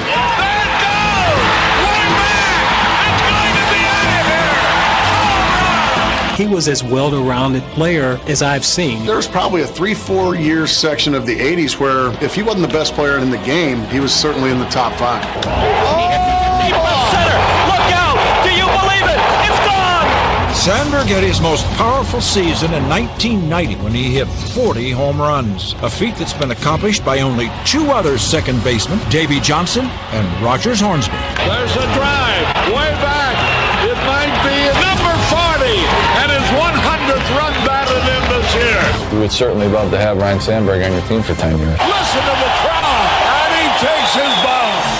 Braves Country Radio, your home for the classic call of Braves Country Baseball. Welcome back, Braves Country. Atlanta Braves lead this one 3-0. See y'all talking about expansion. I don't know who Ladd is. Ladd says, I think Nashville is a given. I think there's no way Nashville doesn't get a team. First pitch on the way is a sinker inside from Quantrell to start his night. It's 0-1. If it's Portland, I'll be shocked because that city is such a disaster right now. It's the 0-1 right there at the knees. 0-2. I mean, they can barely support the basketball team they have. I would think it's the 0-2 outside wide 1-2. They don't want to put 2 teams in the same region, so Charlotte's probably out. Raleigh as well. Wouldn't make a lot of sense. You want to make real money, you put them in Montreal or Mexico City. Maybe Salt Lake. 1-2. Outside wide 2-2. Salt Lake's not the greatest market, but I will say this. They have supported the Jazz for years through thick and thin. But Nashville's definitely going to get a team. The 2-2. Swing. Lifts it down the right field line. Lazy fly ball into the glove of Acuna. 1 away. Braves lead at 3-0, but we know that's not the end all that beats all because Cal Quantrell on the mound. And the one thing, even in their woes, when Philly hasn't been playing well, they still score runs. This offense is elite. There's not a lot of holes in it. And so I think we're going to have to score a 6-pack or a snowman to get the job done tonight, maybe even more. First pitch on the way, Quantrell is a sinker at the knees. Should have been a strike, not a strike. Home plate umpire. Brock Ballou, we saw him last week. He's very iffy. 1-0. 89, that one's at the knees once again. 2-0. Both of them hit on the spot track. So a 2-0 count.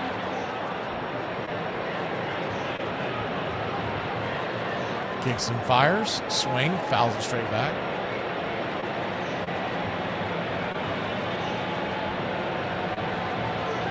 John, who is Ladd? I keep telling him. Ladd McConkey? Is he making Major League Baseball predictions? The 2-1 count. Swing, bang, she's gone. That's the guy the Braves need to go get. Another home run by Kyle Schwarber, and it's a 3-1 game. That got out in a hurry. I mean, you talk about... Man, that ball got out of here in a hurry. You know, anything travels that far, ought to have a damn stewardess on it, don't you think? Woo-wee! Man, oh man alive.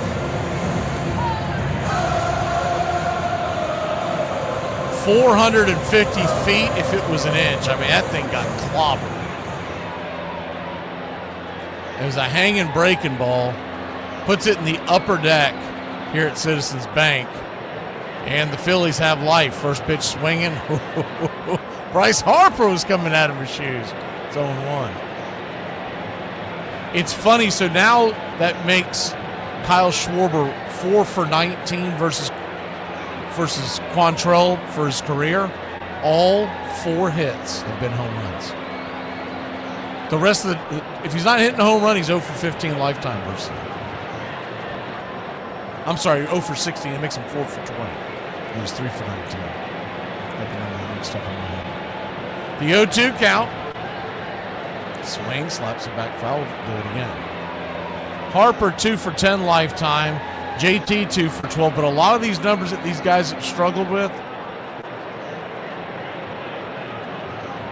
are when Cal Quantrill was a much better pitcher a few years back. The 0-2. Swing, pops it back foul. Do it again. He's lost his velocity just a little bit, and it's affected all of his pitches.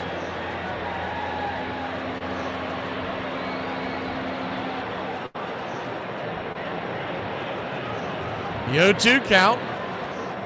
Just joining us, 3-1 Atlanta. Pitch on the way, slaps through the left side. Good piece of hitting by Harper. He took what the Braves gave him. They had the defense back into the far right and overshift, and he got one up in the zone and just turned and slapped it. That's waiting back on one, staying inside the baseball, and chopping it down the third base line. It's easier said than done, but it was a great job by Harper. So 1 on, 1 out, 1 across. Tying run comes to the plate. The over-under in this game out in the desert was 9.5. I would be shocked if that thing doesn't go. Oh, there we go. Tie game. Bang! That one goes to the upper deck. And it's 3-3. We got 6 on the board here in Philly. 4 outs into the ball game. Another hanger, another banger, and she gone. That one went 423 feet. I think they're cutting both of those short. I think the 2 of those home runs combined hit 1,000. Cal Quantrill, he about broke his neck looking at that one going back.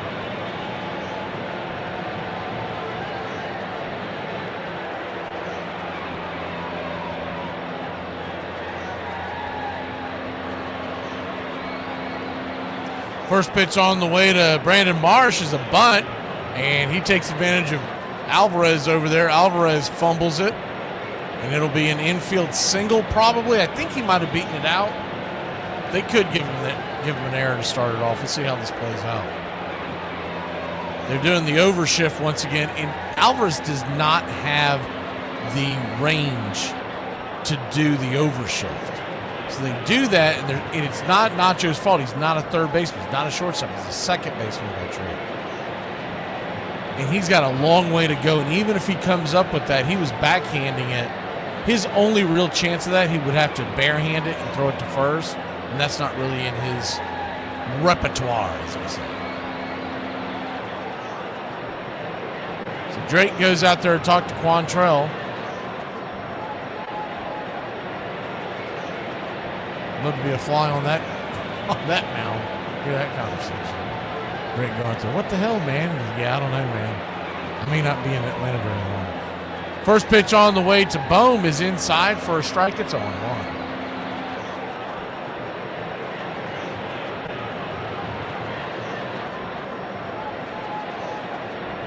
The 0-1, righty-righty matchup. Infield back into the right, huge hole in the right side. Swing, chops it over to short, and Brujan cuts across towards second. He'll fire it to second base, and Marsh is out just by the hair of his chinny chin chin. 2 down. Man, that was a difficult throw by Brujan. He was heading towards third, going off his front foot. Or I guess that would be his back foot heading that way. Well, his back foot spinning and his momentum heading towards the dugout, and he threw a P right to Ozzie. First pitch on the way is a sinker outside wide. It's 1-0. So if you took the under in this game, you might as well just close up shop. The 1-0. Check swing foul down the line. You never know. These two pitchers could bounce back and all of a sudden we're locked up in this 4-3 game in the ninth. But Lord, I hope not, Richard. If it's a 4-hour game the way my voice says it, I might be tapping out. The cutter misses up high. 2-1 count. Don't be putting bad juju on us. Pitch on the way. All well off the plate. Splitter misses. 3-1. We're talking about Nola. And I don't think the Braves will do it because they're not concerned with Quantrill and his career, but he doesn't get this third out soon. You'd almost expect the bullpen to get to working then.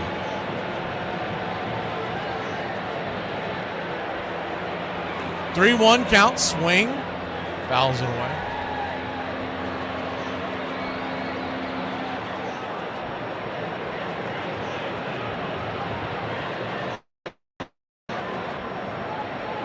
Now, just to be clear, Richard, that's not likely to happen. I'm pretty hard-headed. I'll end up sticking to it no matter what. For whatever reason, yesterday's doubleheader did a toll on me. I haven't had that happen to me in the other ones. 3-2, lifted high and deep. She gone. So 5-3 with 2 outs. This is ridiculous. And once again, well, you could put most of this on. The Braves could have brought Chris Sale back tonight or tomorrow night and skip the Quantrill start. And that just seems like an easy decision.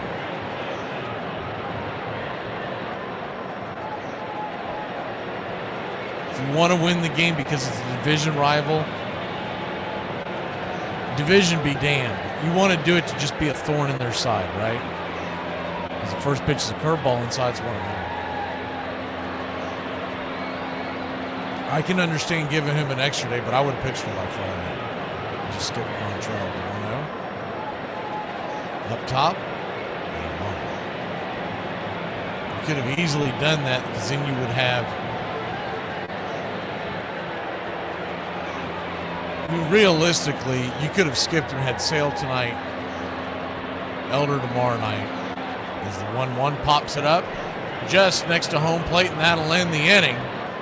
But not before the Phillies put 5 on the board. It's 5-3. We're in a seesaw affair. Let's go put some more and take the lead when we return. You're a cop, huh? No, what I am, Sonny, is about 50 pounds heavier and one hell of a lot meaner, so you better straighten up your act. I don't think I like it. Fatigue makes cowards of us all. You can't play fatigued. Therefore, it's up to you to be in prime physical condition. I can't put you in physical condition. I can start you. You've got to keep yourself in prime physical condition because a fatigued player is a coward. He can't go 100%.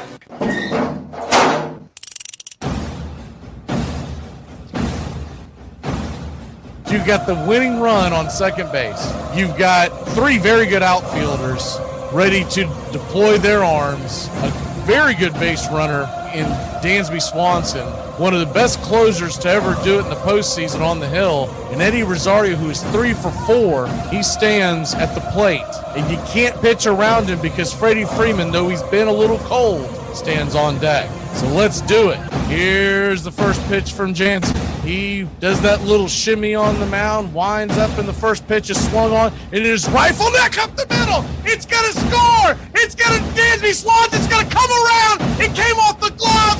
The Braves win. The Braves win. The Braves win.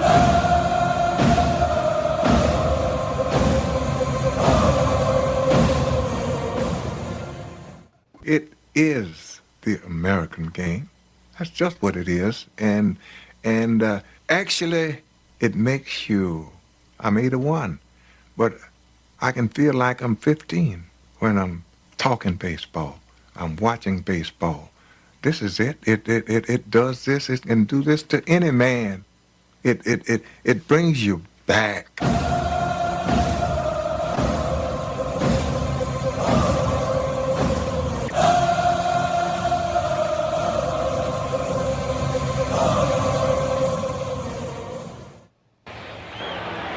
Welcome back, Braves country. In case you missed the starting lineups tonight, Nacho Alvarez goes back to the plate after, remember, the double steal attempt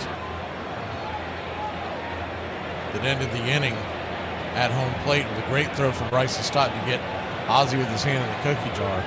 Nacho goes back to the plate with a fresh count. The first pitch on the way, 91 up top. It's 1-0. Brujan is starting over Nick Allen, so that may become a thing going forward. They're going to do the righty-lefty combo. I don't hate it. I think Brujan's doing a pretty good job. He's not as crisp defensively, but nonetheless, the 0-1 off the plate. I'm sure what Nick Allen will be upset about is the less opportunities he has defensively closes the gap on his Gold Glove campaign. The 1-1. Swing and a miss. 92 up top, 1-2.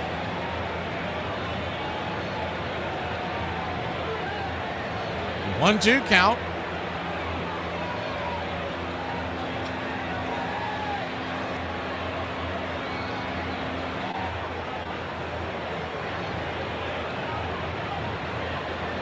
Righty-righty matchup. Here's the pitch. Swing, lifts it. Down the line, foul and out of play.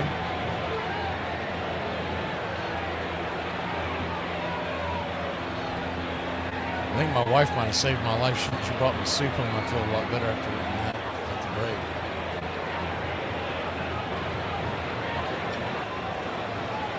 break. The 1-2. Swing and a miss. Strike three. Knuckle curve off the edge. One down.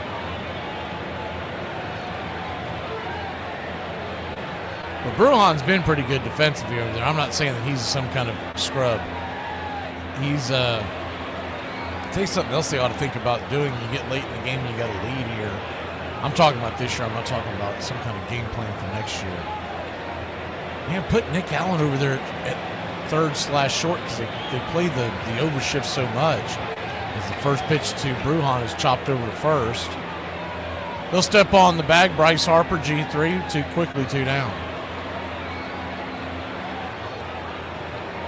But you get late in the game, you're better off having Nick Allen if you have the lead over there at third base. He's a much better defender, and if you're going to play that overshift, he's got much better range.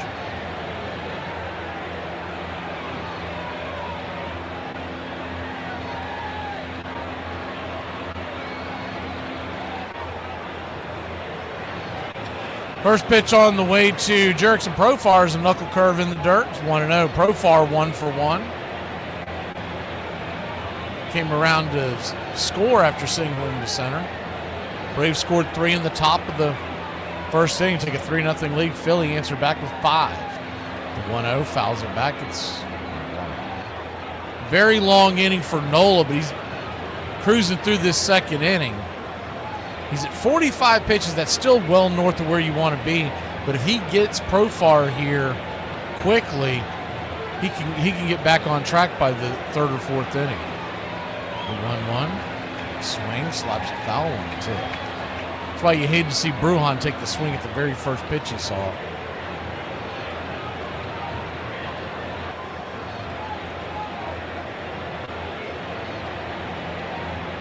One-two count.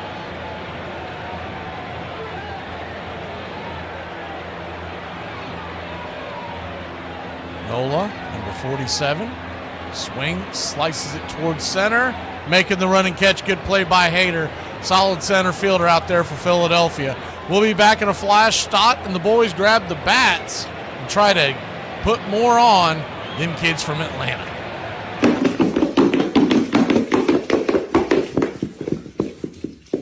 No.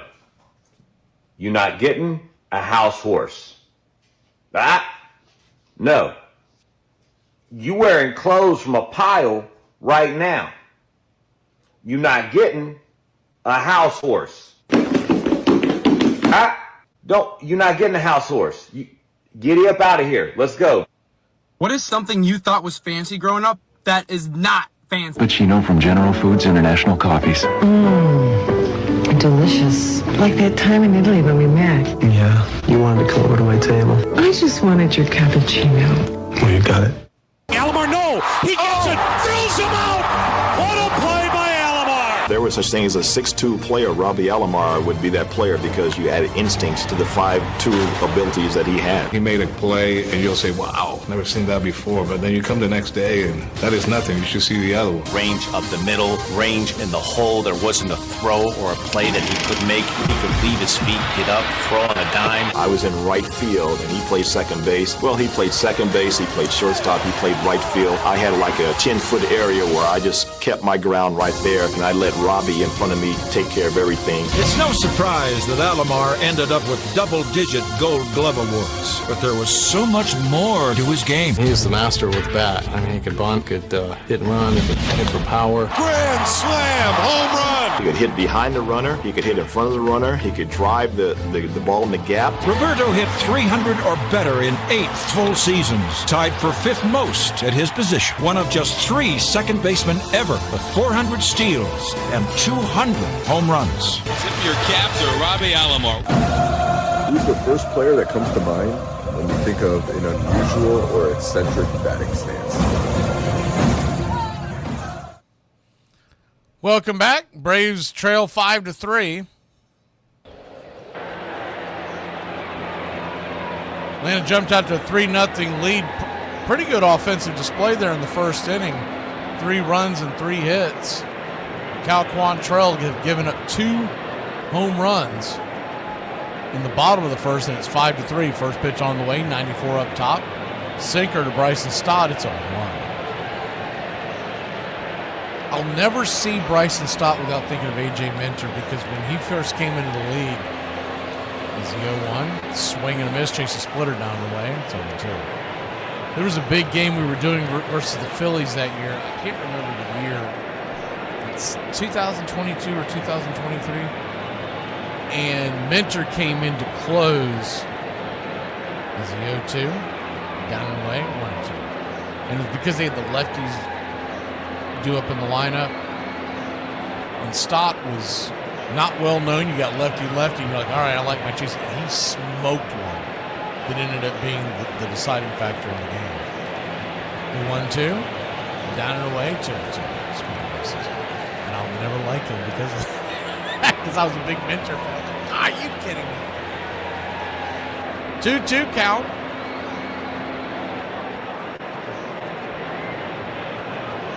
Swing, pops it up deep into right field, but not deep enough. Acuña's underneath it with his gold shoes and gold arm sleeve, gold glove. It might be the only gold glove he ever gets. One away. He'll make some incredible plays, and then he'll do some of the things we've seen this past week. He's way too close to the playing the carom off the wall, and it shoots under his legs. I mean, that kind of stuff, it's hard for people to vote for you. First pitch on the way is a slider down and away. It's 1-0. If they had an award for the gold arm of the outfield, he would definitely get it. The 1-0. Swing. Slices it back up the middle. Backhanded by Ozzie. Going to be a tough play. He got him. Smoke him if you got him. He got him. With Trey Turner running, he had to be quick on the turn and flip. I thought it was going to be closer than it was because of Trey Turner's speed, but man, Ozzie put some muster on that ball. Wasn't even the prettiest throw you've ever seen, but it was right there. Beat him by about a step and a half. Kyle Schwarber to the plate. Let's just go ahead and hit him. First pitch swinging, bang, hits it high. Deep into center field, but Harris is underneath it, and that'll end the inning. Well, dodge that time. We'll be back in a flash. Olsen, Acuña, Baldwin. Let's get some runs, Braves country. You know how I told you I was working on my drinking? Well, I was doing good till I ended up at an Alabama concert. You know, it felt like an exceptional case. You know, are you going to not get tore up at an Alabama concert? Well, I did. I had me just a couple of drinks, and then my tism started kicking in, and I was doing the math on the cost versus the percent alcohol versus how drunk I can get and how cheap, and I still spent $100. But by God, I got tore to plumb pieces worse than a pigeon through a jet engine. I did not drive. By the time I got home, the world was spinning so bad, I just laid down in the yard. But no, for real, I made it a week, and it was an Alabama concert. So, you know, you win some, you lose some. Everything else was about the Bolt Club, about the team. I mean, 55,000 people showed up, and this was about me. It wasn't about a team. It wasn't about anything. This was about Johnny. And that's what really validated what my career was like. I did the right thing. I played the right way. And, you know, and people appreciated it. You have done everything with such dignity. A man who has redefined a position. He was a guy the city could be so proud of during that period of time, and frankly, forever. I mean, people just exult when they think about it. You have made this day complete. You have made it better than I could have ever written a script for. I thank you so much. My family thanks you. And I'm going to try like hell to play good for you tonight. Thank you. And in the third inning on Johnny Bench Night, the catcher improbably found a way to deliver on his promise, giving one more lasting memory to the Cincinnati fan. And now number 5 will step to the plate, and they come to their feet again. There it is. He's to left. Cruz going back, and it's gone. Oh my! A home run for Ben John his night. Look at John. Number 389, and this crowd capacity is going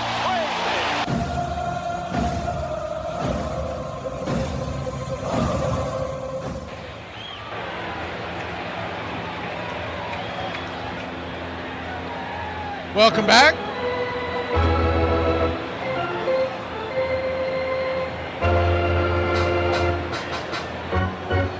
Matt Olson leads us off as we start the top of the third. Braves trail by 2. First pitch on the way. 79-mile-an-hour knuckle curve off the edge. It's 1-0. They do put the camera behind the outfield. Did the cameraman go use the restroom back there? Like, remember when Manny Ramirez did that in the middle of an inning?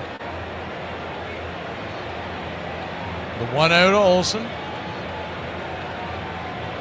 Just misses below the zone 2. Matt Olson walked his first time up. He came around to score. With Drake Baldwin ended up walking after him. Or actually, it was an in. As the 2-0 misses high. 3-0. Drake Baldwin actually singled. They ended up holding the runners. The RBIs tonight, 1 by Ozzie, 2 by Harris. 3-0. Outside wide. Oh, come on. Come on. Calls it a strike.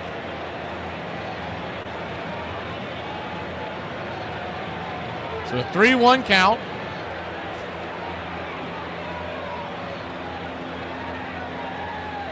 Comes set.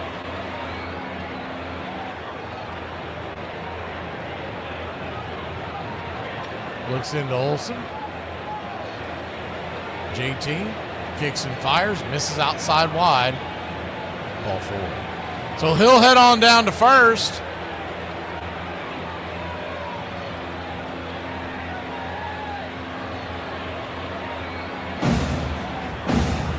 Ronald Acuna Jr. is the batter.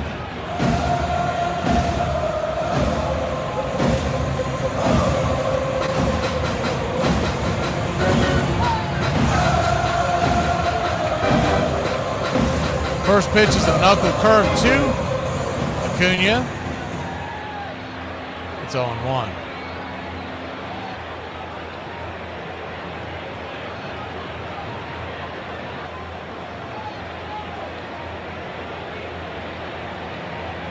Kicks and fires.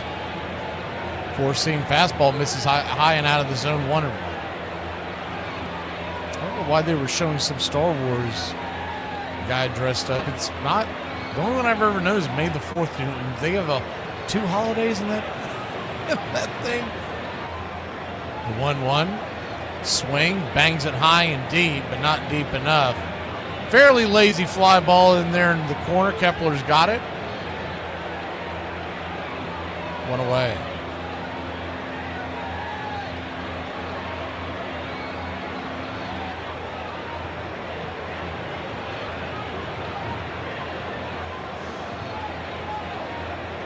Fastball right there on the inner part of the plate. I mean, it's right there in his wheelhouse. He just got underneath it.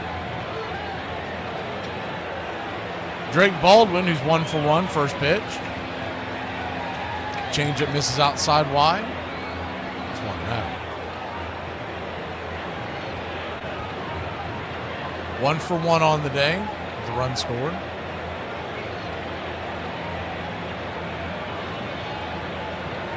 Runner at first. 1-0. Inside 2-0. Drake now batting .279 on the year, 14 home runs, 60 RBI, and .805 OPS. Front runner for the National League Rookie of the Year. But they got to play him more often to ensure that. I still think he's pretty safe to win it. As the 2-0 swing, dribbles it over to second. That's going to be a double play. 4-6-3, and that'll end the inning. Well, he'll win the Rookie of the Year, but it's not based on that swing. We'll be back in a flash here on Braves Country. If your name is Trevor and you live in South Carolina and you got a little sideways and decided to text your best friend's wife named Casey, you're cooked. There's a lady at the kiosk. She's got like 9 pages worth of screenshots of your face and dingling. Like you're about as cooked as I have never seen a woman look with so much determination as she's reading through just messages. I mean, she didn't even acknowledge the lady that was trying to buy something from the kiosk. You're cooked, my guy. You might as well just move to like Oregon or Canada or Alaska. Like, you just need to leave. Number one, you need to be worried about the women. They're scary, but I don't know if they've told your best friend yet, but when they do, you're Solly Gehringer, the flawless second sacker of the Detroit Tigers, is a ball player's idea of what a ball player should be. He was the smoothest fielder I've ever seen play. No flare. He knew where to play the hitters. It seemed that Charlie was usually in the right places at the right time. At that time, he was the best, and he could hit. He was made for that Detroit ballpark. Good hitting ballpark for a left-hander, and he would use it. He was a very sharp hitter. He didn't hit too many home runs, but he hit what we used to call frozen ropes. He hit a lot of those. Gehringer's 1929 season was off the charts, and he remained a consistent force for 19 years. One of them good enough for an MVP award. Solly Gehringer, elected as the most valuable player in the American League in 1937, also ran away with top batting honors with a percentage of .371. Gehringer was the American League representative at second base in each of the first 6 All-Star games from 1933 to 38. He was known as the mechanical man for his quiet consistency. Joe Morgan and Rogers Hornsby and Eddie Collins and some of the best second basemen of all time. Gehringer has to be right there with those guys. He was phenomenal. He played on some great teams. He really was the mechanical man.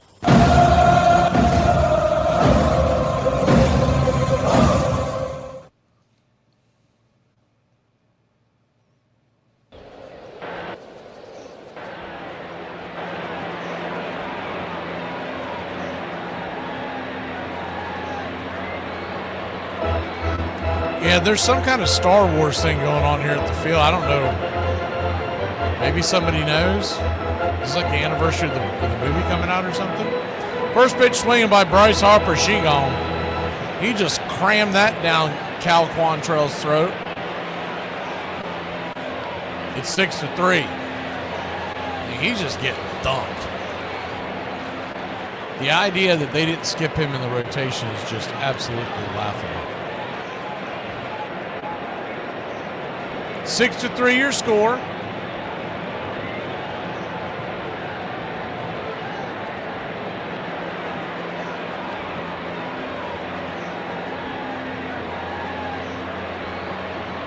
Good night, Irene. All 3 of those home runs. This reminds me of the playoffs in Philadelphia a few years ago where every single home run they hit, it wasn't just a home run.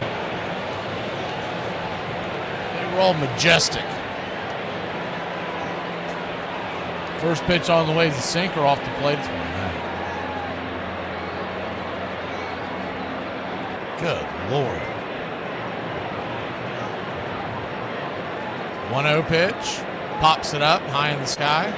Can of corn over by third. Nacho has to backpedal. He does make the catch. That's a little more adventurous than it should have been. 1 away.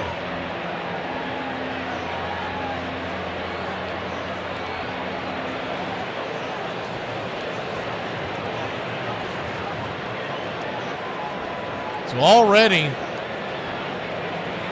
4 home runs in the game given up by Cal Quantrill. We're only in the 3rd inning. First pitch swinging by Marsh. He lifts it down the line. Left field, deep, but foul. It's on 1.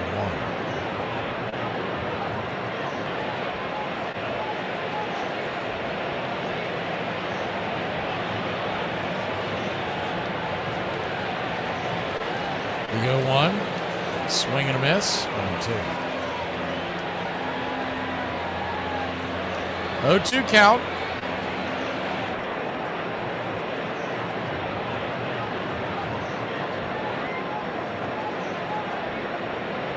Brings it. Splitter. 1-2. Missed well below the zone.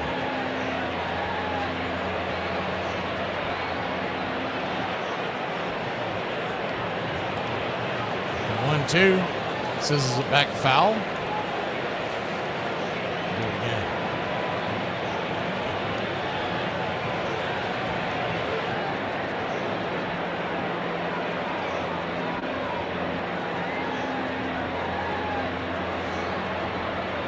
One-two pitch to Marsh is just below the knees off the plate. Splitter. 2-2. Very close pitch, but definitely missed.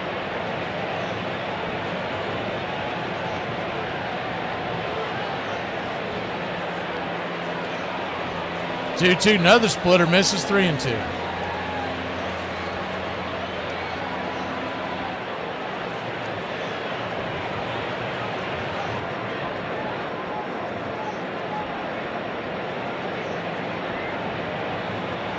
Payoff pitch, swing, lifts it into center. Harris is there, drifts over, 2 down.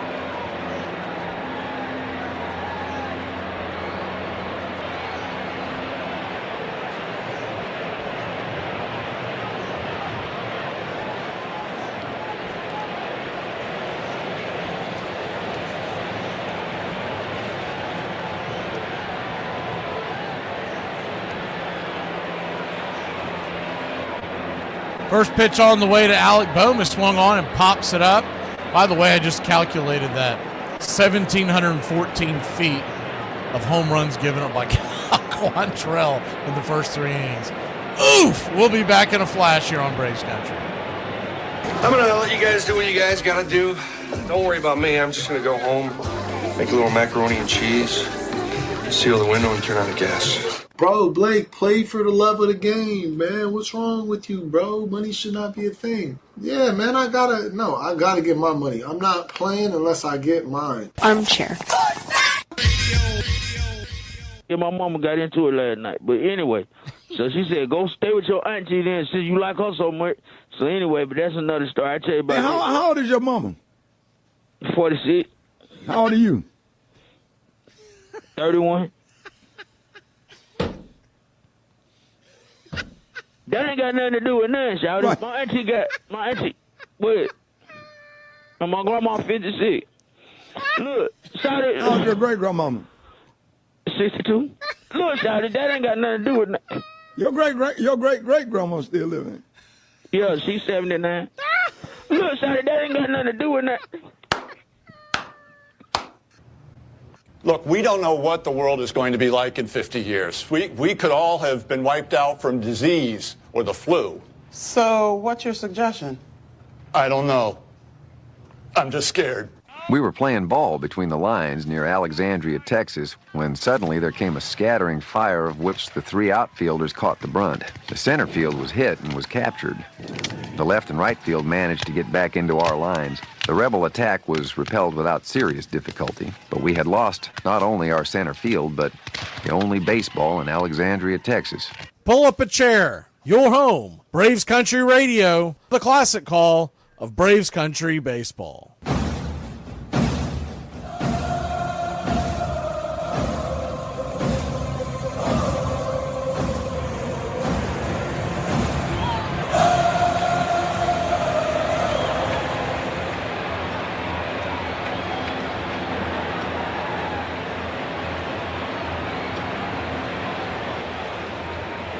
Welcome back.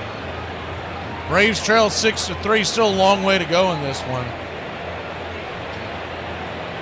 Hopefully they have a game plan to stop the bleeding. We go back out there on defense. Cal Quantrell has been getting absolutely annihilated. 6 runs, 6 hits, and 4 home runs given up. First pitch on the way is a hanging knuckle curve.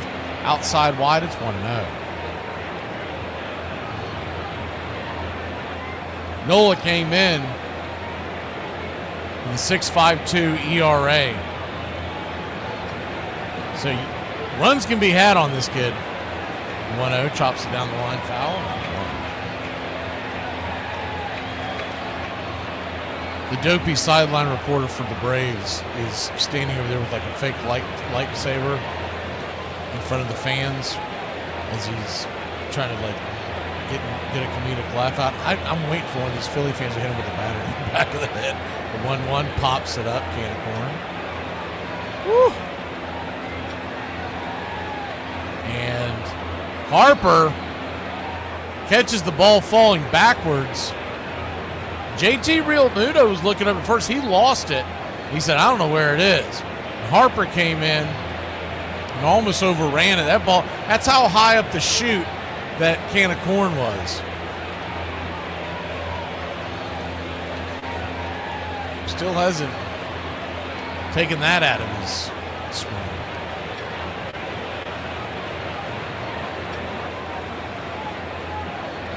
First pitch on the way to Michael Harris II. He's inside for a ball. It's 1-0. Funny tweet by Bowman. He said, someone ought to check and see if Cal's legs are cramping again. 1-0 swing and a miss, 1-1.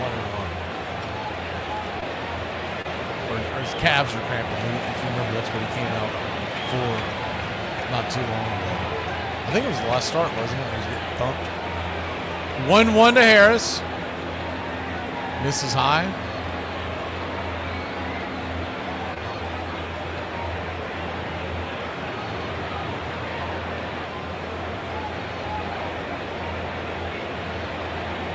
Nola brings it, swing, fouls it away.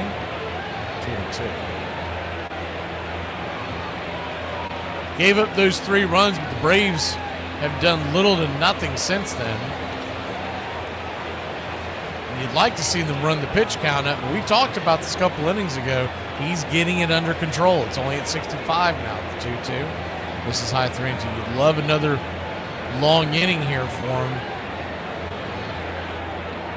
He wants to be at 60 when he leaves the city. He could have it at 70. And that didn't seem realistic when we left the first, when he had almost 40. The payoff pitch. Swing and a miss. Chase one well out of the zone. Strike 3. Four-seam fastball that he chased about eye high over the plate.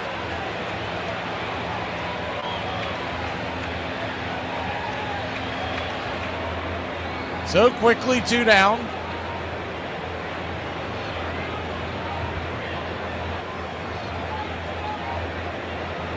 Ozuna, the batter. He struck out looking his first time up. First pitch on the way, pops it up, and that'll end the inning. Easy foul, easy can of corn. 2 cans of corns and is swinging at a strike around your eyeballs. That's the Brian Snicker way. We'll be back in a flash. Why is it when I'm sitting in a room and somebody says, okay, your turn to tell us about yourself, I completely forget who I am, what I do, and if I even exist? You can't start Pena first tonight. You'll have to start Hatterberg. Yeah, I don't want to go 15 rounds. The lineup card is mine. Okay, the lineup card is definitely yours. I'm just saying you can't start Pena at first. Well, I am starting him at first. I don't think so. He plays for Detroit now. You traded Pena? Yeah, and Menachino, Hilgis, Tam are all being sent down. You are outside your mind. Yeah, cuckoo. Number 29. The bat was like a wand in his hands, but what he did to pitchers was no illusion. I would simply say the best hitter that I ever faced. Period. No exception.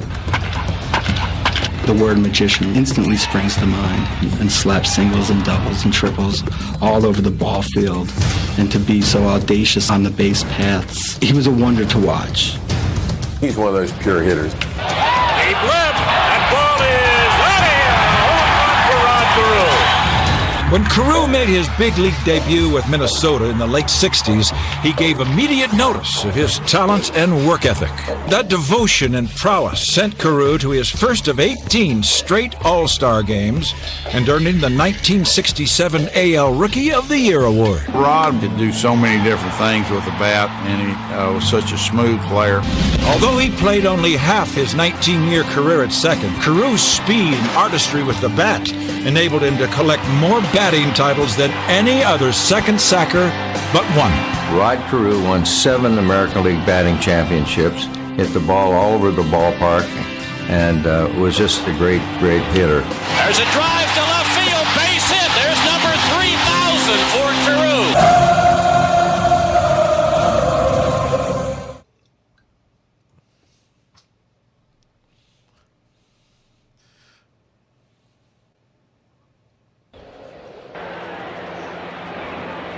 Welcome back.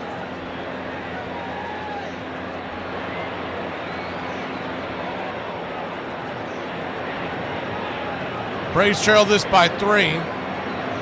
Cal Quantrill goes back to work whether you like it or not. First pitch on the way to Kepler. Swinging. High and deep into center. This one will stay in the park. Making the catch just before the warning track. One away. Kepler. He hit a baby home run compared to everybody else tonight. 399 feet was his home run. Everybody else well over 400. Told you that stat as we went to break a second ago, but 1,714 feet. And I don't buy it. I think it's easily, if you combine them, I think it's easily 1,800 to 1,900 feet. Because they're just calculating on the fly. They're guessing. A couple of those balls were smoked off the facade up there. The 0-1 debater, he lifts it high and deep into center field. He's going for the ball goes off the wall, rolls around. Harris has trouble getting to it. He'll flip it into the infield, but it's a 1-out triple for Harrison Bader. That ball was scalded over his head. Thought he was going to have a chance to get to it, or it was going to leave the building. It was a laser.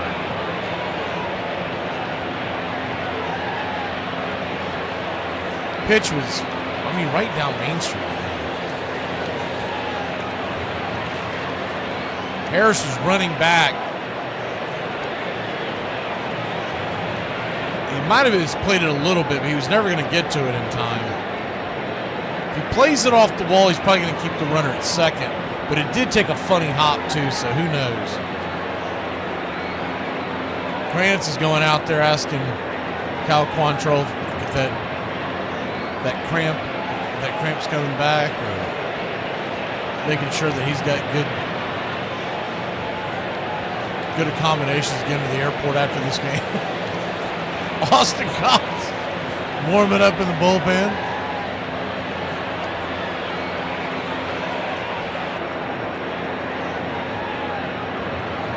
Six to 3 your score. I think this is the last time you'll see old CQ. First pitch on the way is 86 up top. You might get him one time more through the rotation, because if you play it out, you could, in theory, have him pitch one more time next week as the 1-0. That ball's smoked, and that's going to make it 7-3. That ball ripped into right field, an RBI single. And the hits keep coming. But if you pitch him one more time in the middle to late next week, you wouldn't have to see him again, because the roster call-ups are the following Monday.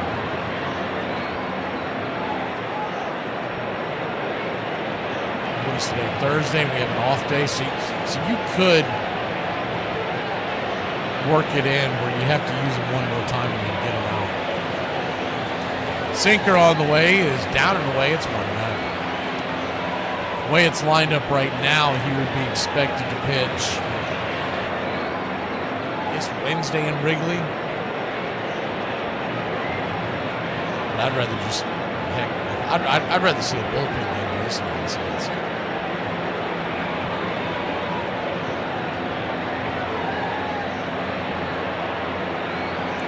He's only at 52 pitches because they've been clubbing him. So 52 pitches. Back to the top of the order. That ball's smoked. That ball's down. And that ball's going to get up against the wall. Profar chasing it, but that'll be another run. It's 8-3 Philly. An RBI double for Trey Turner. Good Lord. Get him out of there finally. Ryan Snicker. I haven't seen him march that fast to the pitching mound in a long time. He's like, let me get out here before you even think about throwing another damn ball. We'll be back in a flash here on Braves Country. 8-3. Oof.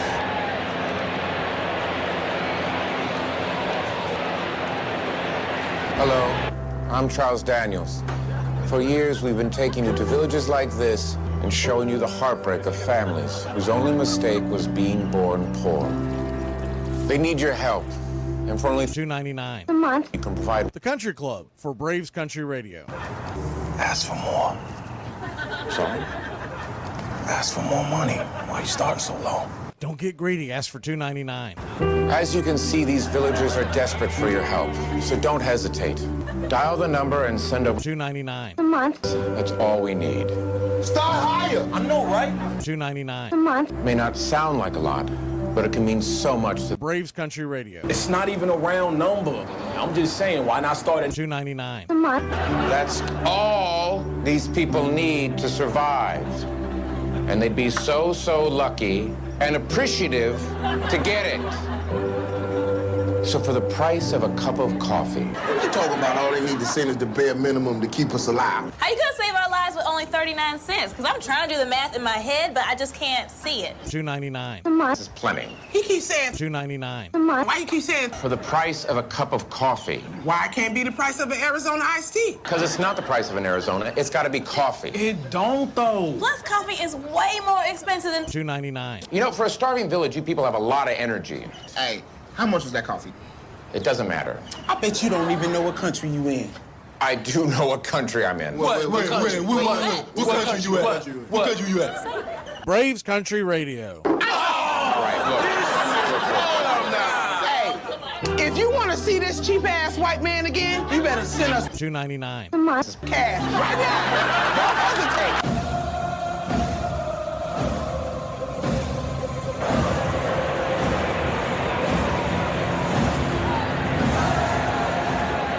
Austin Cox in to face Kyle Schwarber.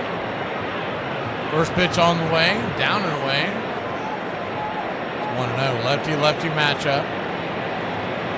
Look at the way they have it set up. So it's Schwarber and Harper and Marsh. 3 of the next 4 batters are lefties.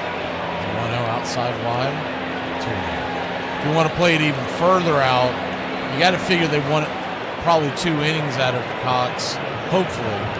2 quick innings, which will get them past Kepler as well. The 2-0 count. He's not getting anything. Curveball off the plate, just barely 3-0.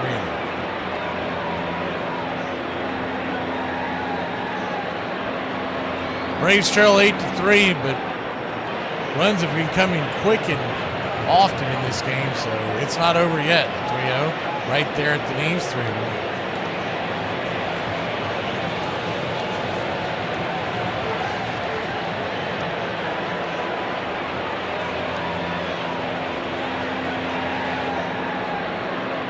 Think about the bad decision to send the double steal in the first inning when the Braves had Nola on the rocks. It's a 3-1 right there for a strike 3-2.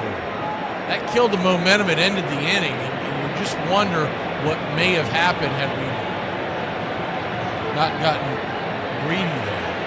I get the idea they were trying to grab another run before Nacho Alvarez completed his at-bat.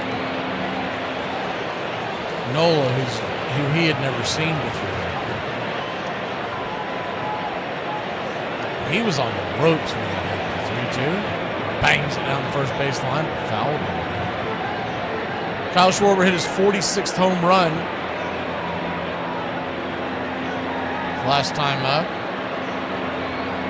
He's on pace to get him somewhere in the mid-50s. I'd say he'll probably finish out around 55.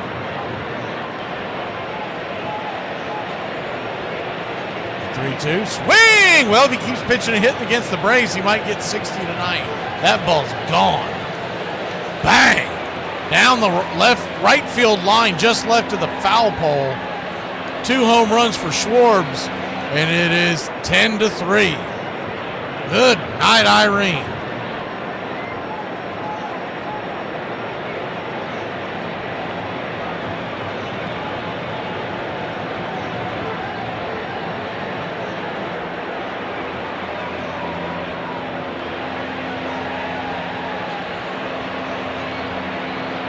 How far did that one fly? Let's take a look at that one. Oh, 383. Yeah, right. Well, never mind. It did hook inside and grab the stairs. I thought it went a little farther than that. That was a towering. No, it hit the facade up there again and bounced in. The 0-1 to Harper after the first strike called. A swing and a miss. 0-1 misses outside wide. It's 1-1 count.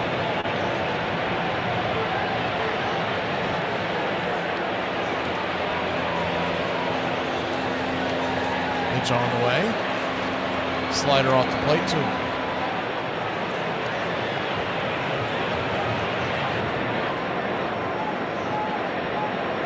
We didn't grab their jerseys, the Marlins jersey Southern guy, but we grabbed their pitcher off the waiver wire, and that's what happens. 2-1 misses 3-1. Quantrell's night will be through. 9 earned runs in 3 innings, 3 1/3. 4 home runs, 5 total by the Phillies. 3-1 misses ball 4. So Austin Cox still looking for that first elusive out.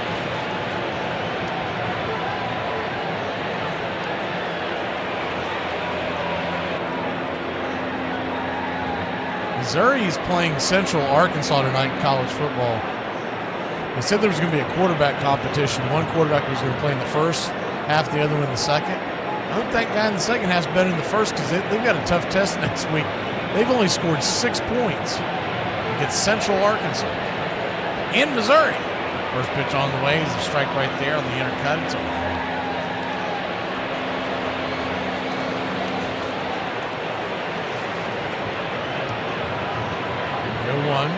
Swing and a miss, 4-seam fastball.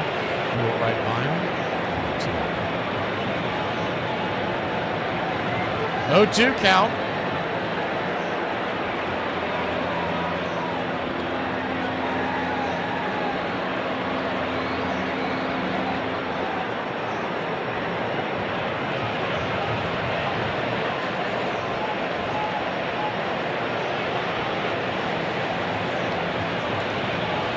Kicks and fires inside, 95 miles an hour, 4-seam fastball.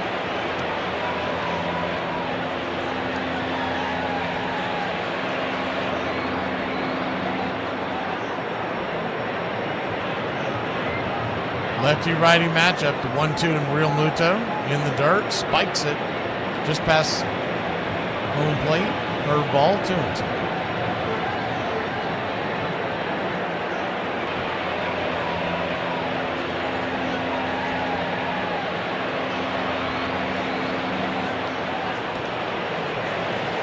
Two count.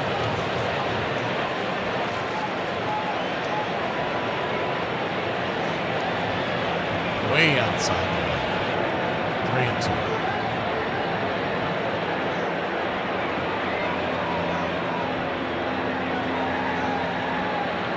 Braves trail 10-3. Payoff pitch. Swing, chops it foul. Good once again. Speaking of football, the Braves are going to have to go to a no-huddle offense the rest of the way. 5 home runs given up.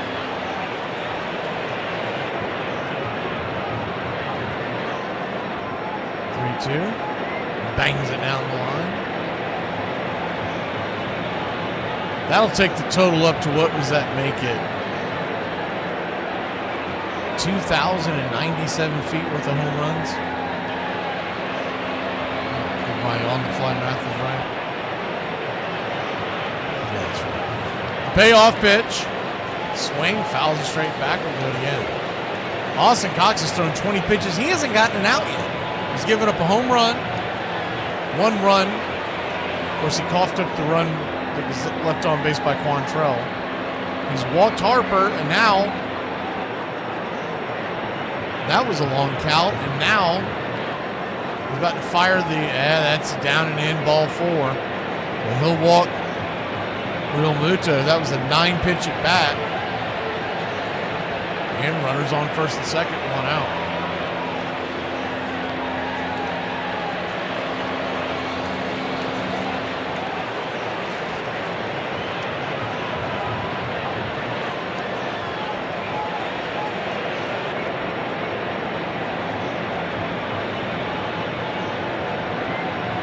First pitch on the way is a 4-seamer inside, sawed off. Lefty-lefty matchup, it's 0-1.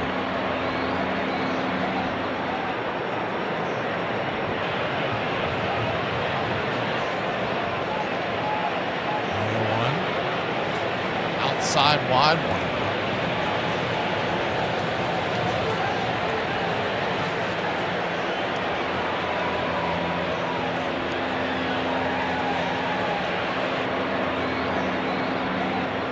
One count, swing, lifts it high and deep down the left field line, giving Chase's Profar. He'll make the catch deep into the corner, flips it back into the infield, and the runners will head back to second and first. 2 down.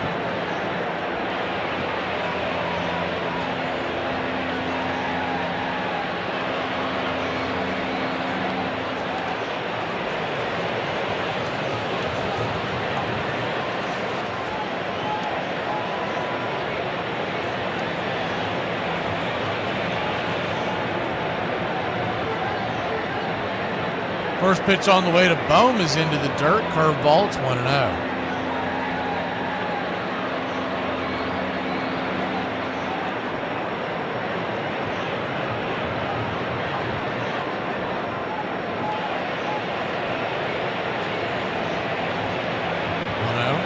Swing, smokes through the infield. That'll be a base hit. That'll be at least 1 run. Harper comes down to score. Looks like they're going to send JT. He comes around, and the Phillies have made it 12-3.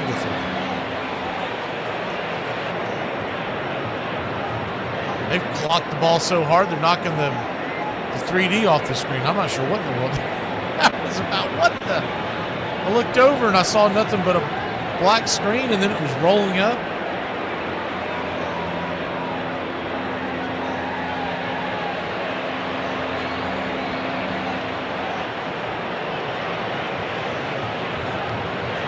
Laugher.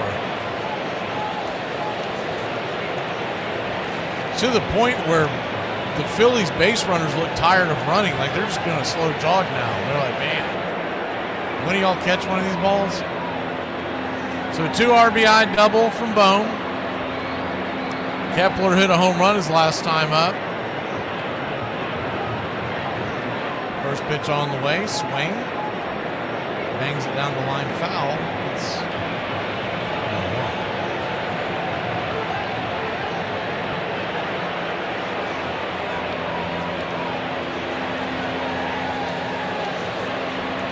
1-1.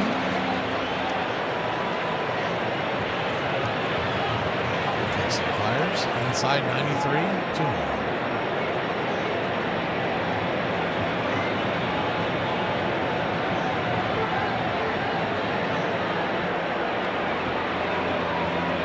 Two-one count. Pitch. Curveball well off the plate. Ball 3-1.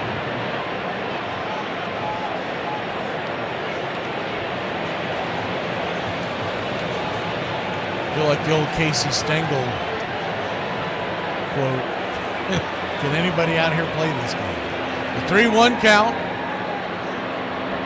And we're a long way from that 3-0 lead we had at the top of the first. Good Lord. The 3-1 just grabs the outer edge. That might be a charity strike. We'll take it. It's 3-2.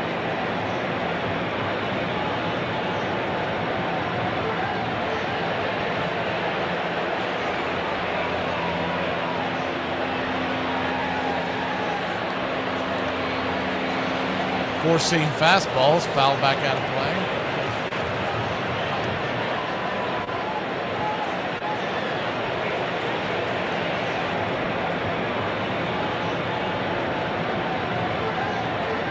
Hope y'all are set to enjoy your Labor Day weekend.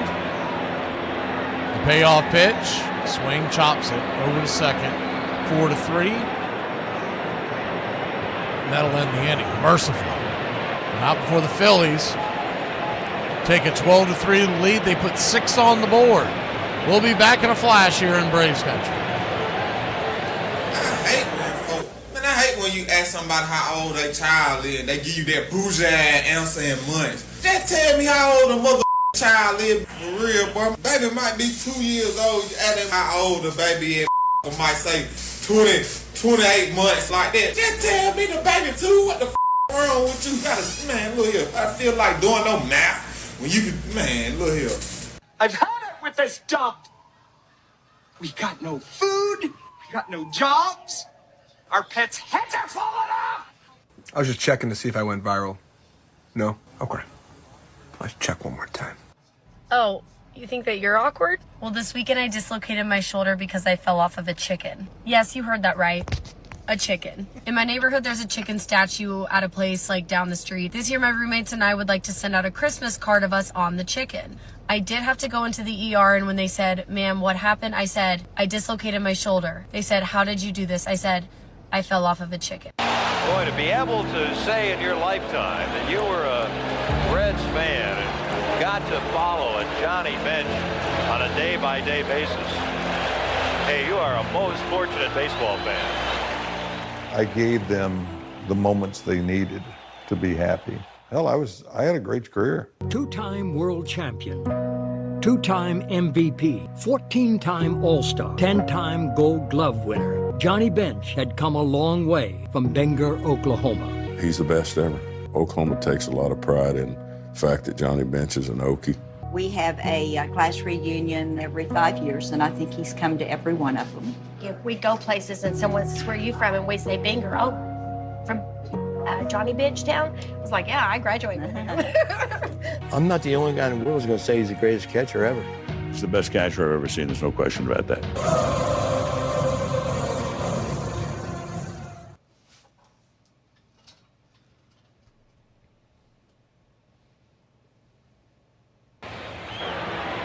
This sucks, and it's horse. But I'm too polite to say anything, because I'm a class act. Top of the 5th. Nacho Alvarez against Nola. First pitch on the way, 94-mile-an-hour fastball. It's 0-1.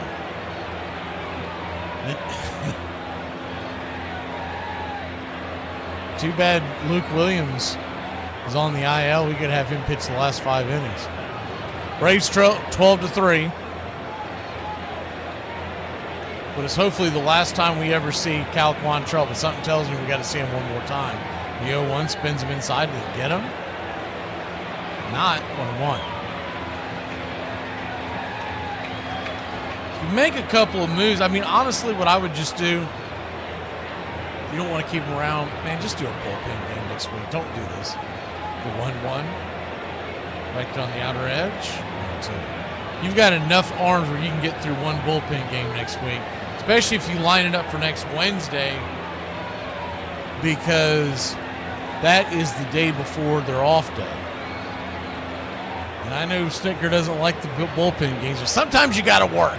Sometimes you got to think how you're going to get through a game, not just put a crappy starter out there. The 2-1 sizzled over to third, but a line drive catch by Bone. Good play. He got that off his shoe tops over there just next to the line. 1 down.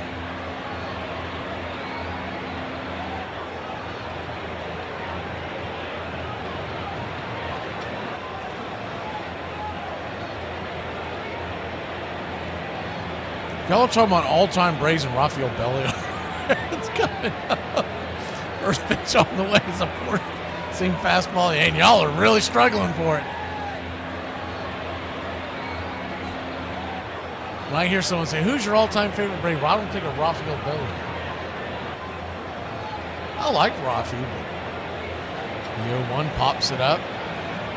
High in the infield. And Uncle Charlie's corn futures are doing well, 2 down. Brujan, he's taking the wrong advice over there. Heck, we could have had Nick Allen sit over there and just do cans of corn all night long.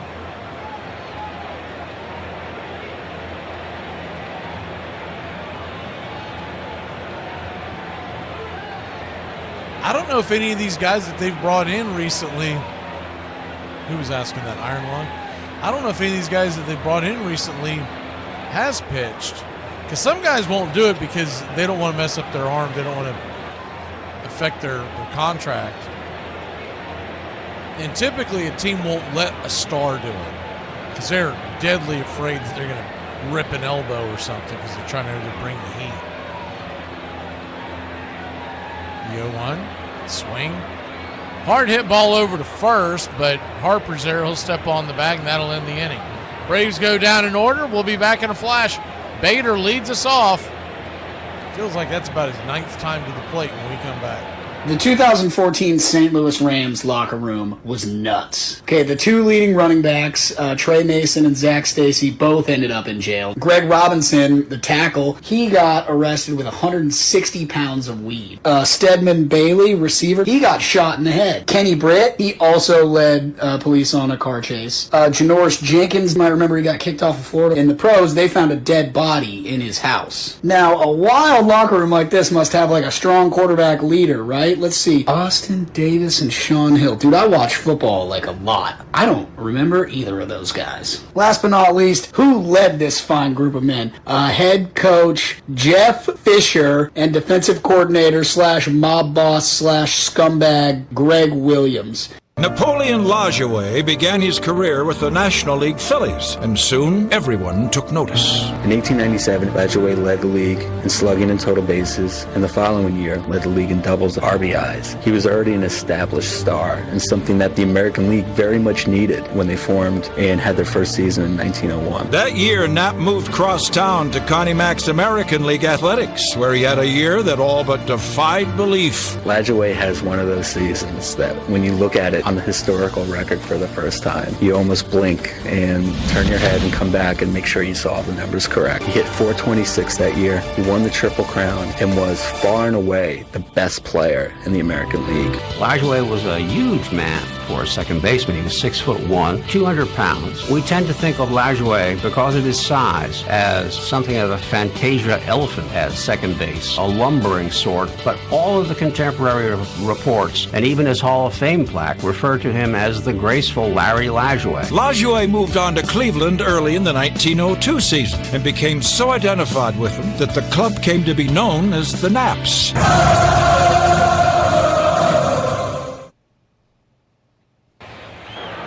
Welcome back.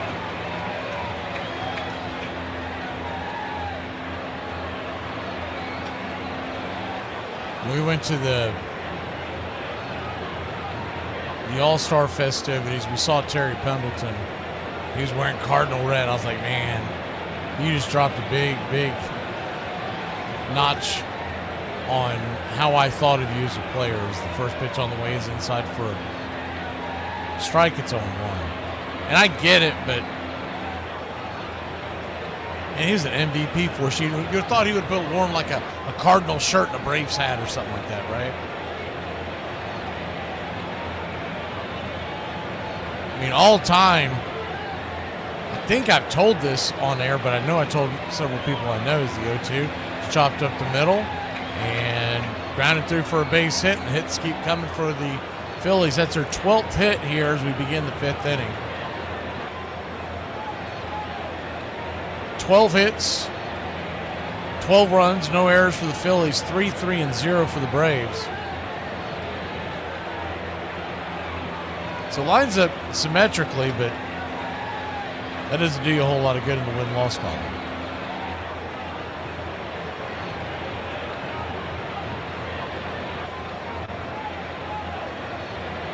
It was a Cardinal shirt, Charlie. The first pitch on the way to Stott has popped up. Shallow left field. He'll make the catch. Profar, F7 in your scorecard. 1 down. It didn't just happen to be a red shirt. I saw the logo on it. It was a Cardinal red. And maybe he had a Braves hat on at one point, but I'm like, man, if you're going to stand up there and give autographs, the ball smoked up the middle, backhanded by Ozzie. Bad toss to Vidal Brujan. It'll be an E4. You can kind of lay that on either one, but it'll be an error on Ozzie because he threw the ball. You make the argument that Brujan kind of overran the bag because if he makes that catch in flight, I don't know if he's going to be able to tag the bag because his foot came over it, but either way, it'll be an E4 on Ozzie. Ozzie's got to try to lead him and not throw him where he needs to throw him where he's going to be, not where he was.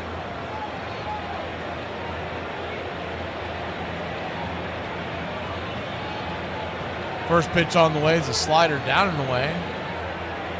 It's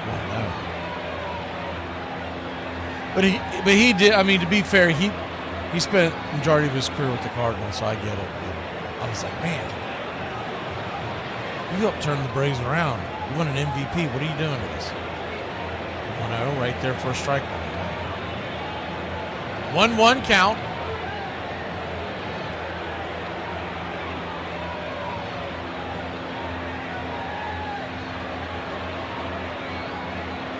Swing, slices away. 1-2.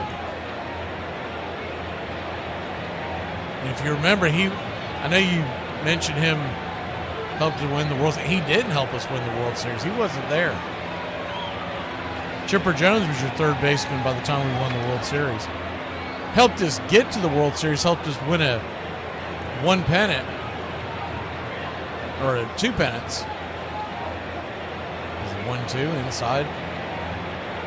2-2 to Schwarber. Kyle Schwarber has had 2 home runs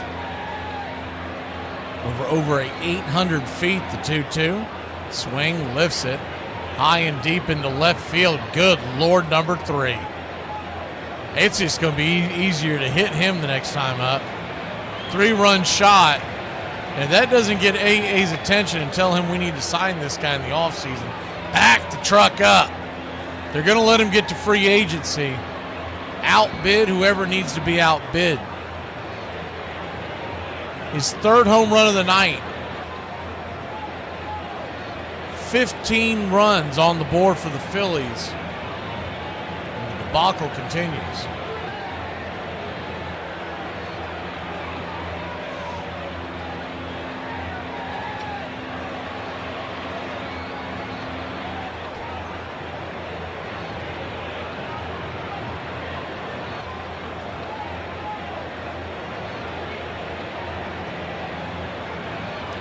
Strike right there to Harper to get it going. It's 0-1.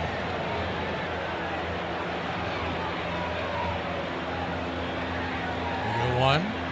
Slices it foul down the line. 2. 0-2 count.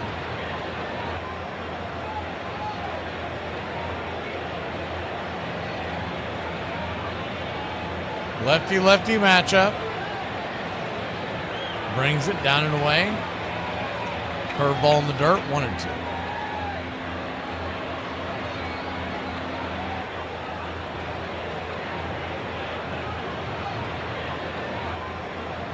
The 1-2.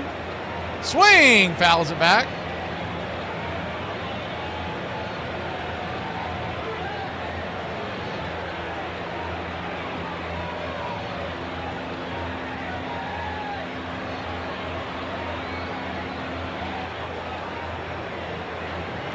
The 1-2 pitch, caught looking, strike 3, slider on the outer edge, 2 down.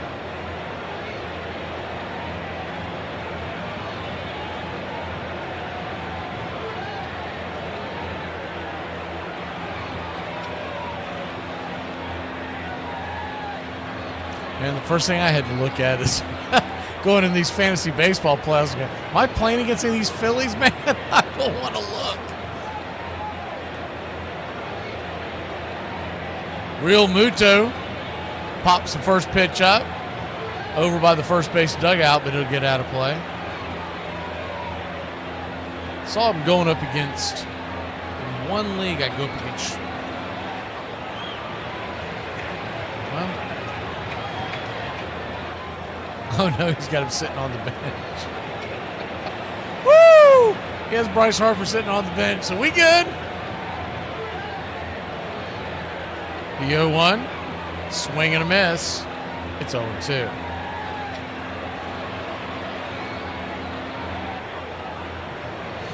(0-2) count, 15-3 your score.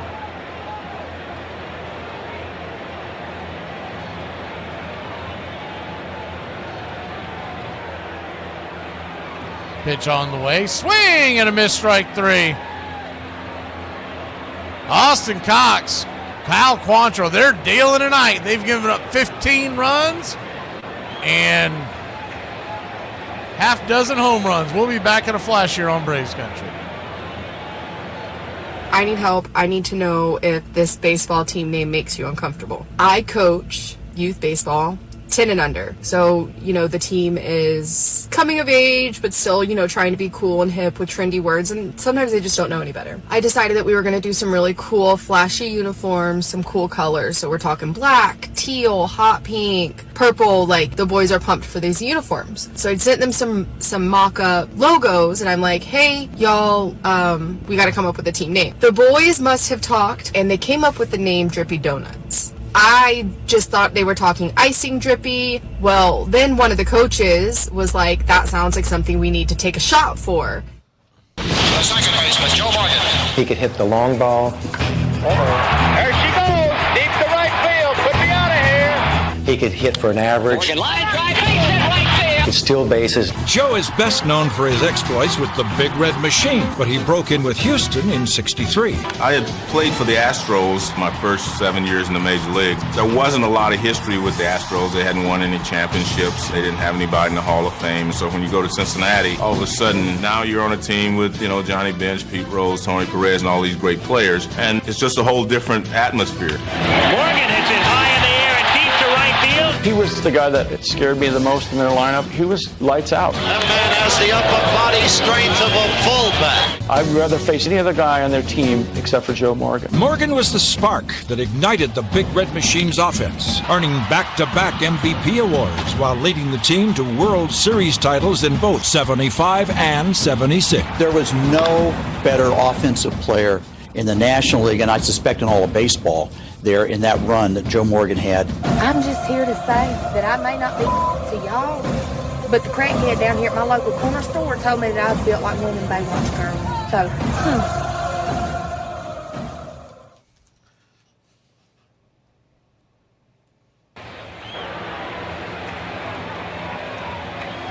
All right.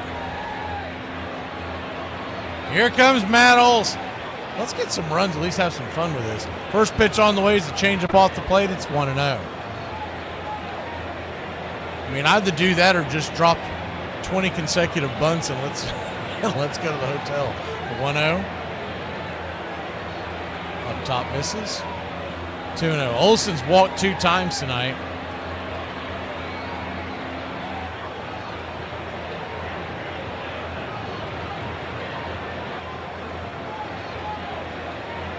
Phillies have hit 6 home runs. 2-0, fouls it away.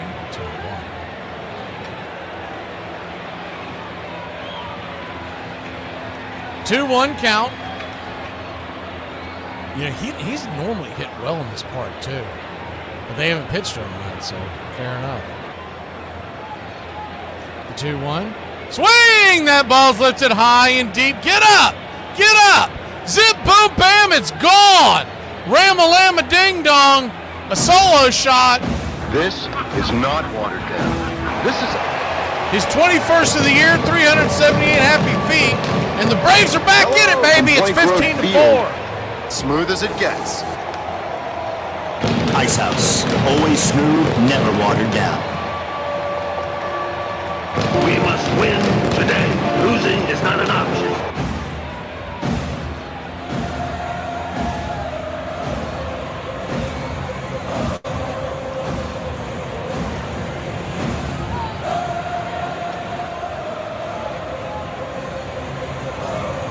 First pitch on the way to Ron Acuna Jr. is right there off the edge for a ball. It's 1-0.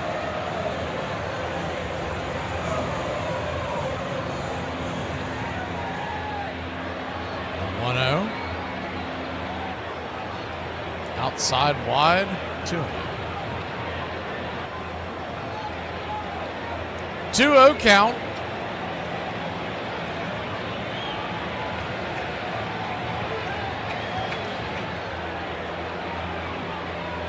The 2-0 inside, 3-0.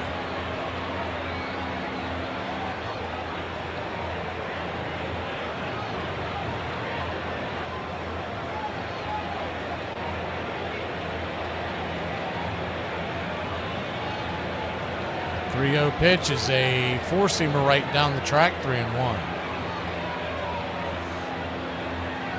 Acuna 0 for 2 on the night.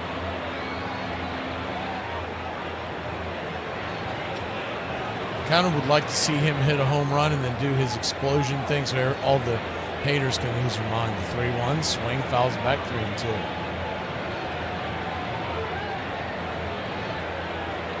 That one clown on social media the other day, he claims to be a Braves fan. He was hating all over Acuna.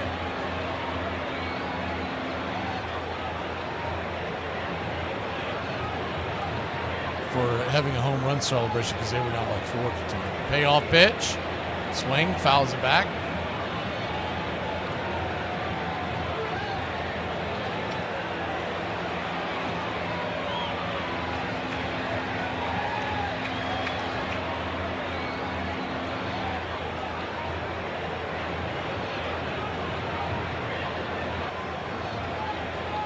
This 3-2, swing and a miss. Strike 3, 1 down.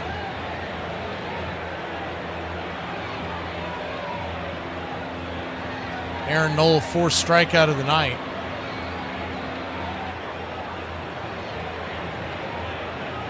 Drake Baldwin will come to the plate. He's 1 for 2 on the day.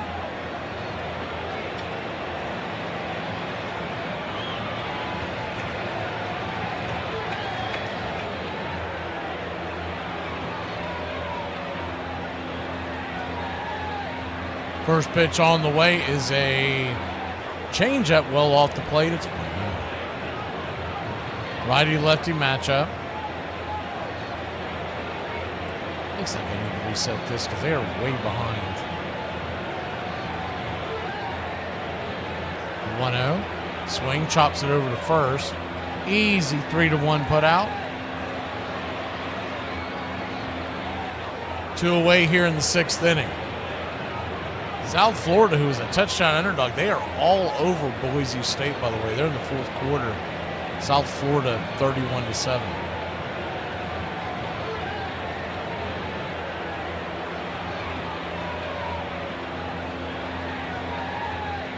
Ozzie Albies your batter. He's 0 for 1 on the day.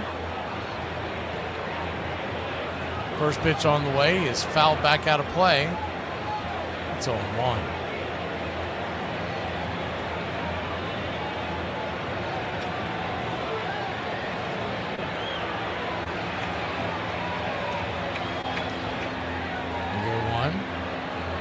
Takes and fires. Off the plate, evens up the count. 1-1. 1-1 count.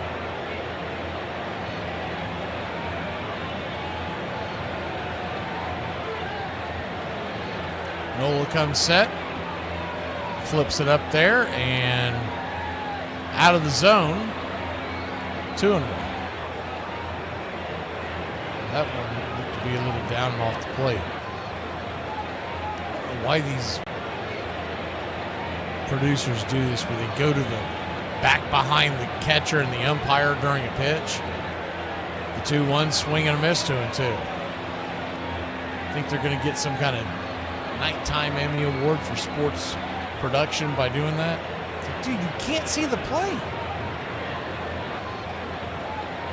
That'd be like panning to the head coach during the snap, the 2-2. Swing! That ball's belted high and deep down the line. If it's fair, it's gone. That ball is back. Just foul. Man, oh man alive, it had plenty of distance.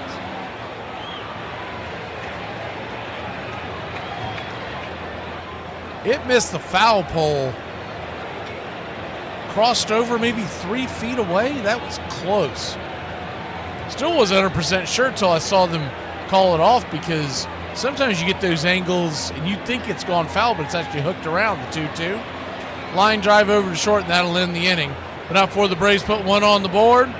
Matt Olson goes big fly here in Philadelphia. This is not water.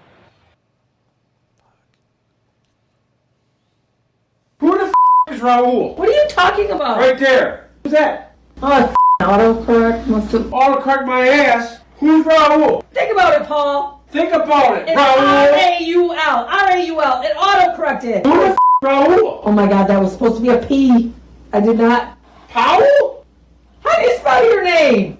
P-A-U-L. And what does that say? Raul, R-A-U-L. Oh my God. You just showed me. What the hell? Exactly. Now that you mention it, though, Mom, I'm actually meaning to ask how Raul's been doing. What? Number 2. Confidence, to my way of thinking, is the most important thing. Confidence was something Eddie Collins never lacked. They don't call you cocky for nothing. Every player, when he goes to that plate, ought to feel the pitcher can't get him out. Eddie Collins could do it all. Hit, run, field, throw. He was a magnificent ball player. Eddie played 4 different positions his first 3 seasons, but by 1909, he became a fixture at second for the Philadelphia A's budding infield dynasty. Collins was the star of the $100,000 infield. If you're going to look at monetary value, he was worth $80,000 of the $100,000. Collins captured the American League's Most Valuable Player Award in 1914 and helped his ace secure 3 World Series titles in the course of 5 years. People think about dominant as 40, 50 home runs, but you can dominate by being a little guy who hit for high average. Or by stealing bases, which Collins did with alacrity, leading the league 4 times, stealing a career-high 81 in 1910, and finishing with the most thefts ever by a second baseman. I would argue that Eddie Collins is still the greatest second baseman baseball has ever seen. You can bring up Nap Lajoie, you can bring up Joe Morgan. I'd take Eddie Collins. From Bobby Boucher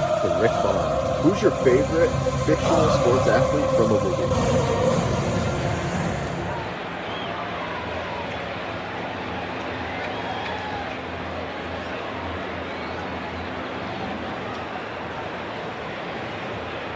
You gave the options of Bobby Boucher or Rick Vaughn as your favorite sports fictional characters. As Austin Cox goes out there for another inning of punishment, I guess. Pitches outside wide for ball tomorrow night. Neither one of those are going to come into my thought process of my favorite. 1-1 count.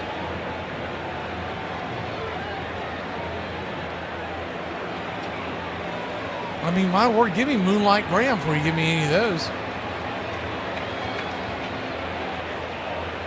1-1's bang fouls, 1-2.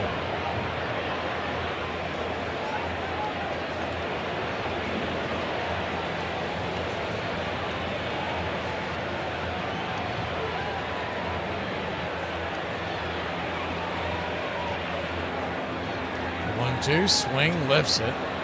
Into right field, drifting over, making the catch is Acuna. 1 down. Let's see, get most of these guys one more swing and then start getting some backups in there. Make sure you give them a little bit of time off before tomorrow's game. We have Harris due up next in the 7th. First pitch on the way, swing, chops it over to short. Brujan's got it. fires it across. Low throw, but a good stab out of the dirt by Olsen. He'll save the day, 2 down.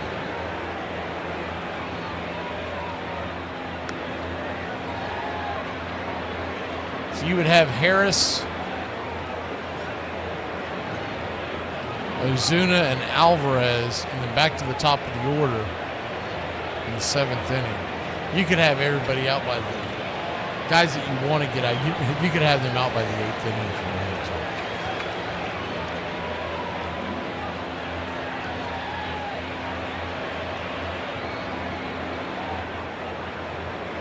Lefty-lefty matchup. First pitch on the way. Swing and a miss.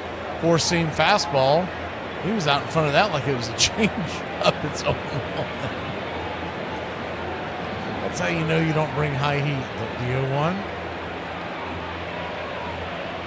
Up top. 0-2. Generous strike call, but good frame by Baldwin.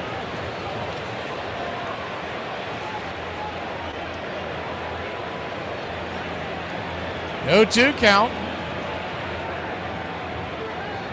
Chops it over to second.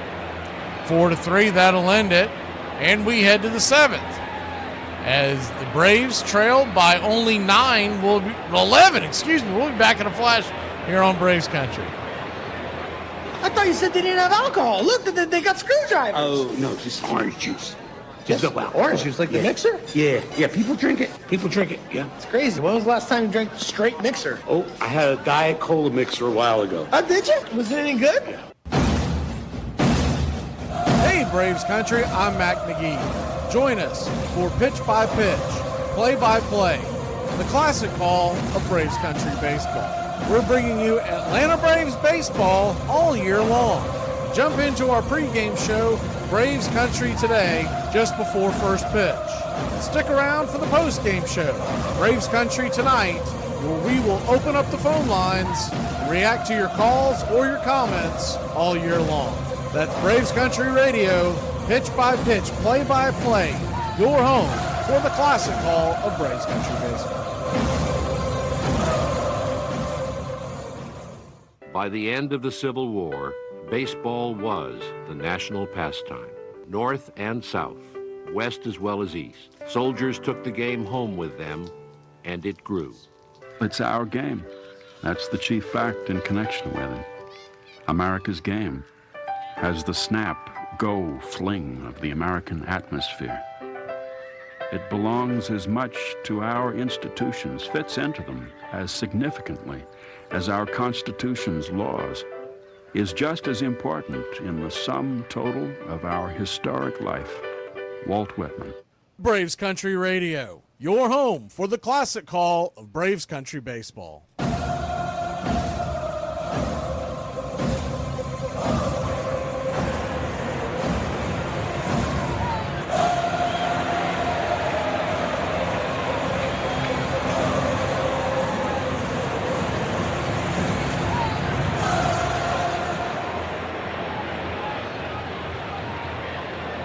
Welcome back.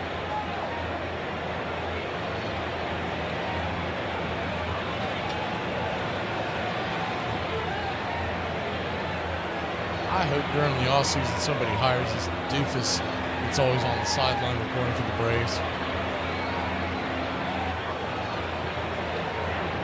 You're rarely supposed to even see the sideline report. This freaking ham is just clouding the freaking screen every half inning. First pitch on the way is a 4-seam fastball. Right there for a strike. It's 0-1. He's got to be someone's nephew. So it can't make sense. Remember the trouble he got to in Toronto where he was trying to mack on that girl in front of everybody? The 0-1 swing, lifts it high and deep. I don't think it's going to be quite deep enough. It won't be. Dives right before the wall there at the warning track for a loud out number 1.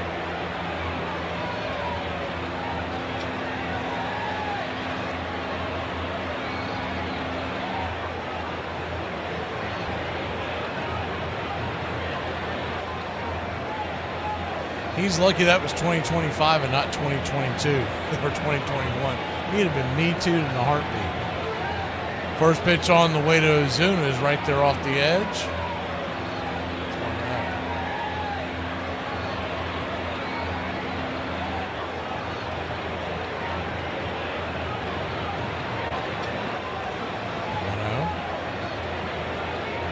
inside, well off the plate. Ozuna just looked into the dugout. I think he was saying, y'all know I'm about to get tossed over this, right? The 1-1. Swing and a miss, 1-2.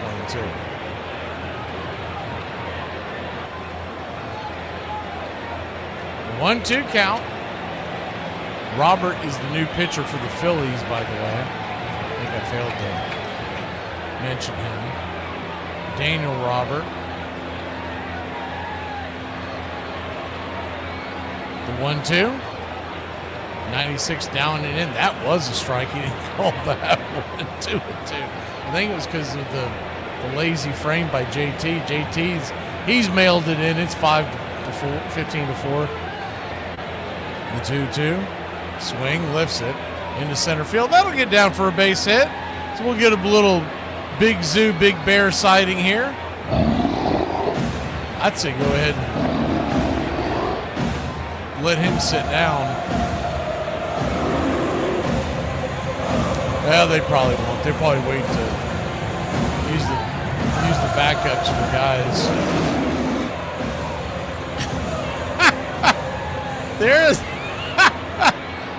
They just put the camera into the crowd of the Boise State South Florida game. That game's being played in Tampa.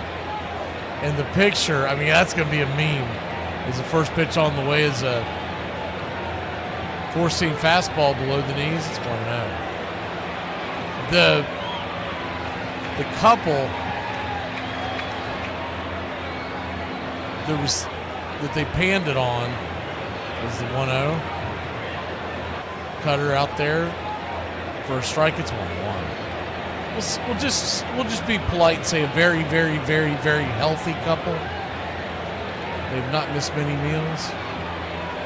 1-1 swing, slaps it into right field. That's down for a base hit. That should put us at first and second with one out. It does. And the Braves got something going here. Good piece of hitting by Nacho. Just sliced it over the infield.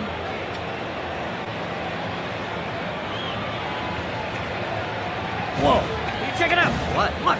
That guy. We're back Get to me that. some nacho. What they panned into the crowd at that football game in Tampa, Florida.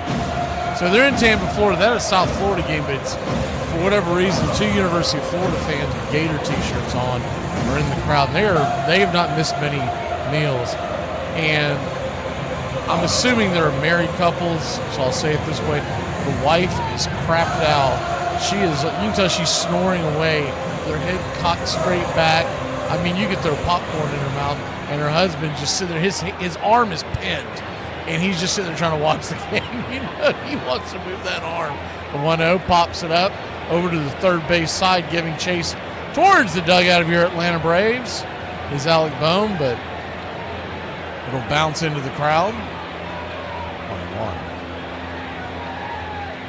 But it was funny because they had it on them for a while. They didn't just pan to him and change it. I looked over there, and for 30, 45 seconds straight, so I'd love to hear what those announcers were saying about it, because they had it on that couple for at least 45 seconds. 1-1, swing and a miss, 1-2.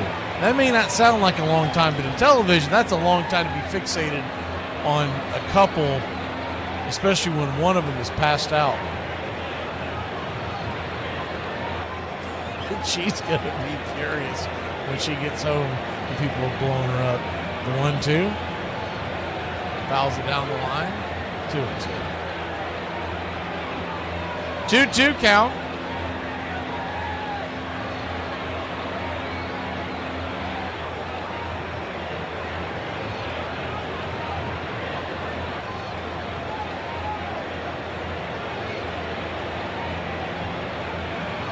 Pitch on the way. Inside. Sweeper almost gets him. 2-2. 2 on, 1 out. Brujan, and then back to the top of the order.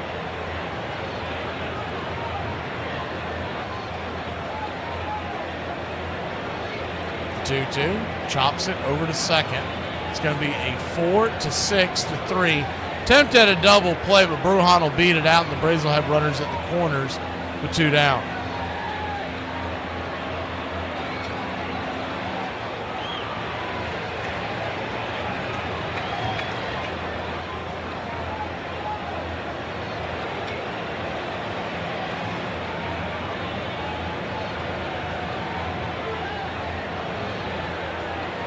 So back to the top of the order, and Jerickson Profar, the batter. He's 1 for 3 on the day. Single to center and a run scored. First pitch on the way is down and in. For a ball, it's 1-0.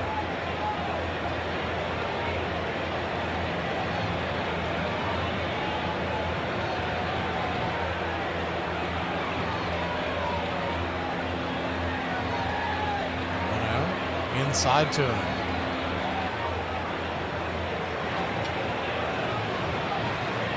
Two-0 count.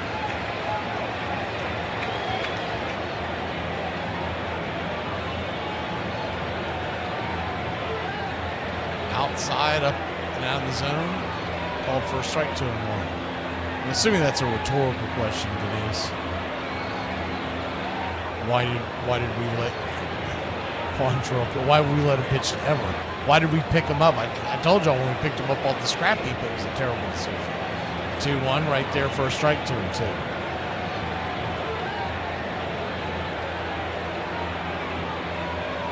I mean, when you're picking up guys that are no longer wanted by the Cardinals and by the 2-2, right down the line, 3-2.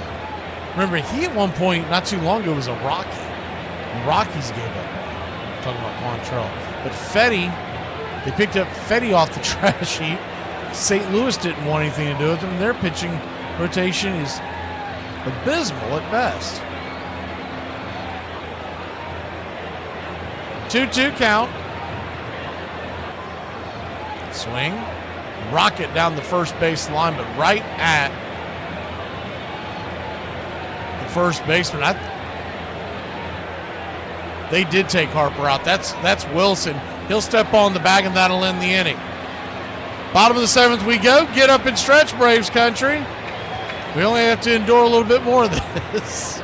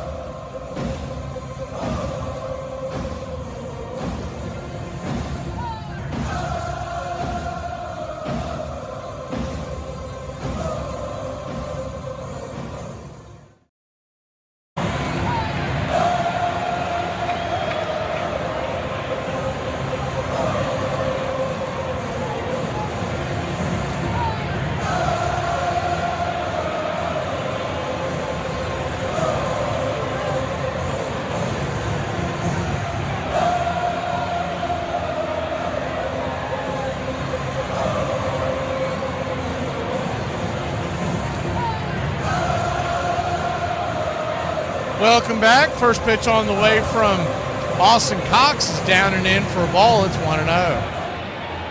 Lefty-righty matchup. 1-0. Way outside, wide splitter.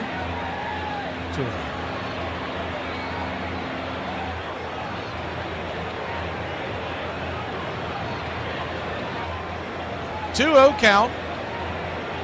Swing, bangs it down the line, foul. There we go.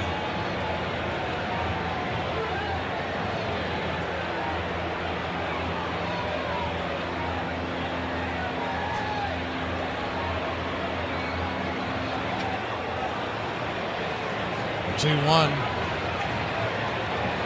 AC, swing, that ball's hammered into left field, down for a base hit. It's going to roll up against the wall. Profar comes over, grabs it, flips it into the infield. It's a leadoff double by the Phillies.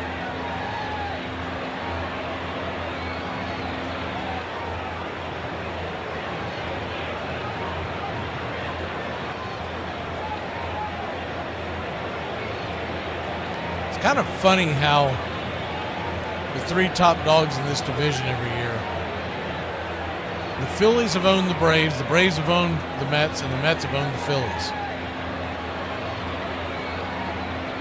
The Marlins, they don't own Jack Diddley. The first pitch on the way is a four-seamer at the knees. It's 0-1.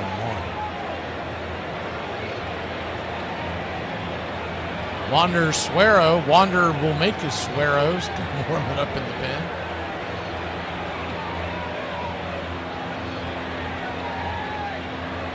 Slider down and away. Austin Cox is at 65 pitches. They have worn this kid out. He's going back to the minors after this one. You can best believe that. They won't be able to use him for a week almost. The 1-1.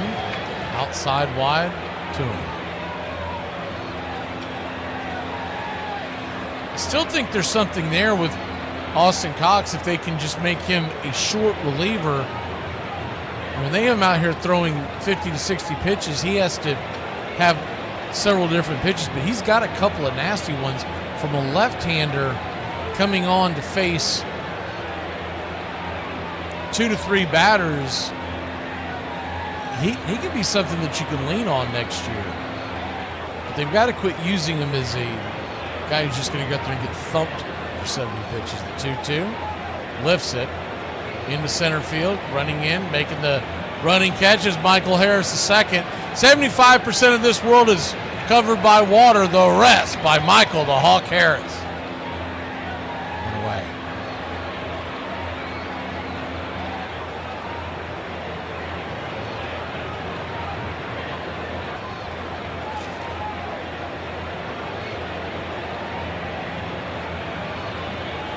Well, that'll be it. It'll go to the bullpen. We'll be back in a flash.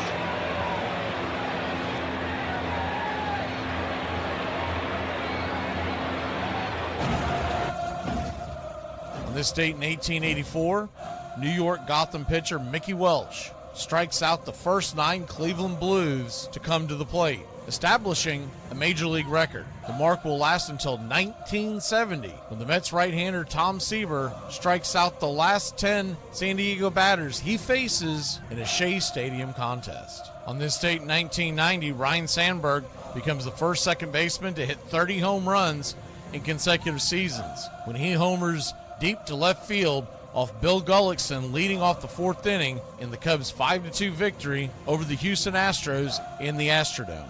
Rhino will finish the season with 40 home runs, the most in the National League.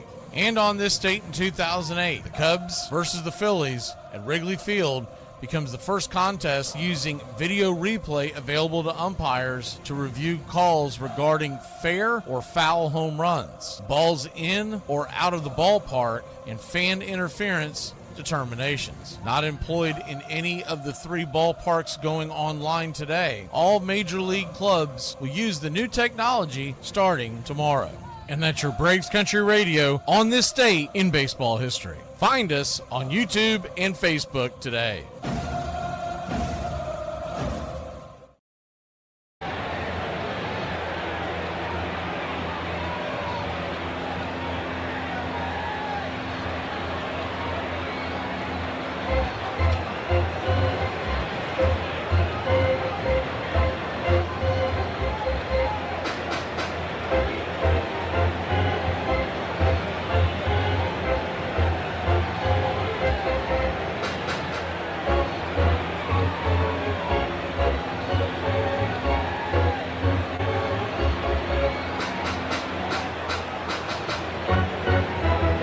Welcome back.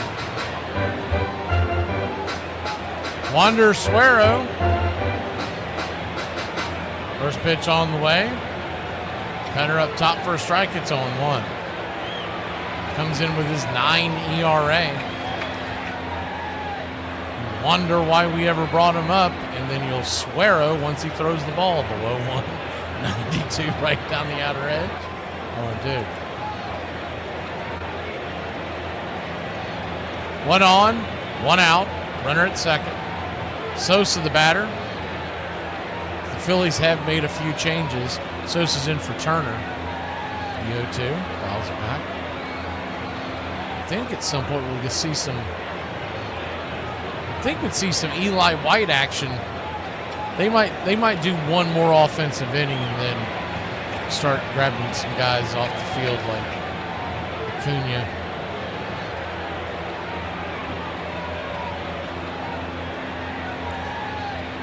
I don't think they would go get Baldwin,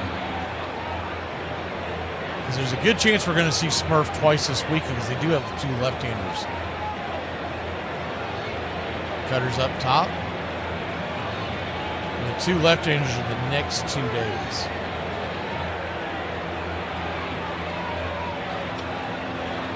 Ranger Suarez and Christopher Sanchez on the bump for the Phillies.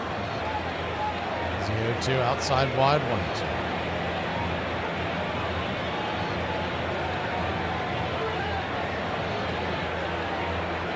They're without Zach Wheeler, but they still have a pretty formidable pitching staff.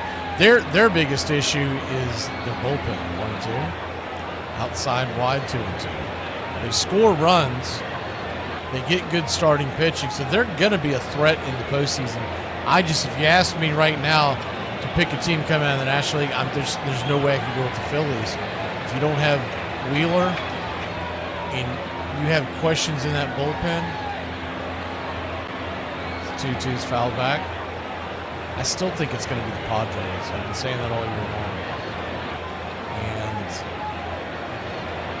they're going to have to find a way to get past the Dodgers, but I think they're the best team in the National League. 2-2.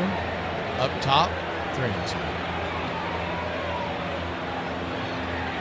Now, I could see a situation where Milwaukee could get them, but I guess I've been just so burned so many years in a row of seeing Milwaukee just fall flat on their face come October. The payoff pitch, fouls it straight back, will do it again. And I know this year isn't like last, you have to hear all the cliches that people throw at you, but when it's all said and done, I got to see it to believe it. I would like to see Milwaukee make a run. I think it'd be fun. It'd be fun for baseball fans. I don't really know if it would be great. Good Lord, that pitch was on the outer edge and calls it for a ball. And Brock Ballou is terrible behind the plate. We have learned that over the last few weeks. But it's a 15-4 game. Give the wide strike, you chump.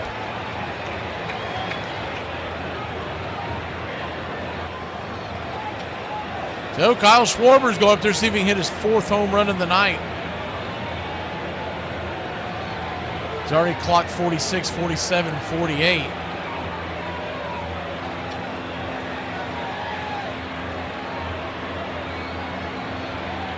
I was thinking after that first one, I think I said mid-50s, but man, he might flirt with 60 if he has a couple more of these nights.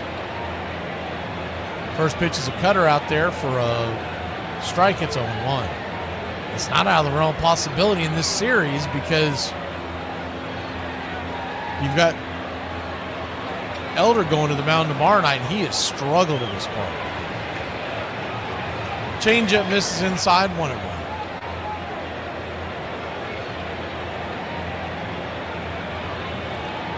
Well, if he got 50 tonight, he'd break the record. 1-1, swing and miss, 1-2. So he needs 2 more for that. And that's probably not likely because they'd have to bat around, but of course nothing's out of the realm of possibility of Wander Suero. 1-2 count.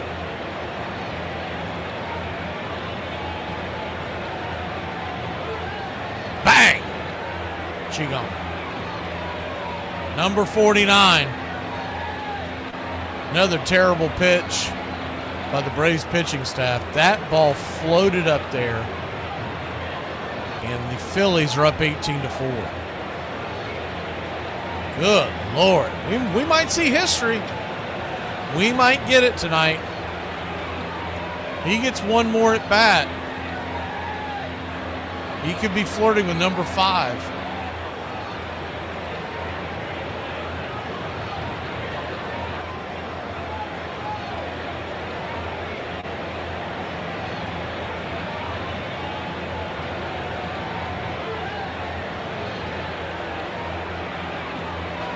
He absolutely clocked that one up against the facade. He becomes the 21st player in Major League history to hit 4 home runs in a game.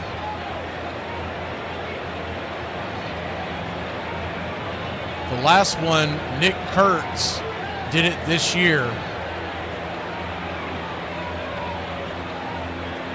And this is the second time the Braves have given up given up 4 home runs to 2 guys in one season. If you remember Eugenio Suarez, who now was traded, plays for Seattle. We saw him yesterday in the doubleheader. He hit 4 home runs against the Braves on April 26th.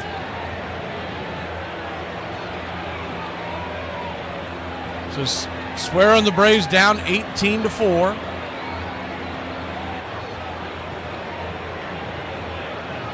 Righty-righty matchup. Swing and a miss, strike 3. Sorry about the delay calls, but they keep flashing the cameras in the dugout, showing everybody hugging Schwarber. So they have totally mailed it in, not even the Braves cast isn't even showing the game anymore.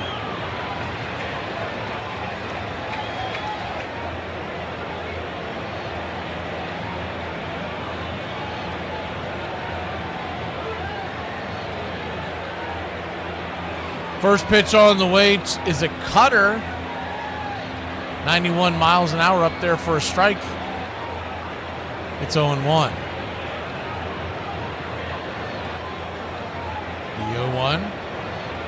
Marchand, who came on to pinch hit for Real Muto at the plate.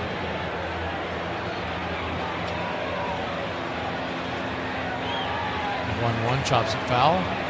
1-2. In the modern era,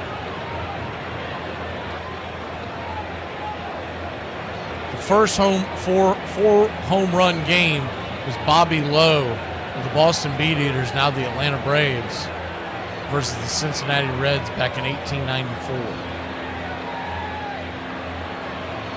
2-2 count to Marchand, Rafael Marchand. Kyle Schwarber, by the way, 9 RBI on the night.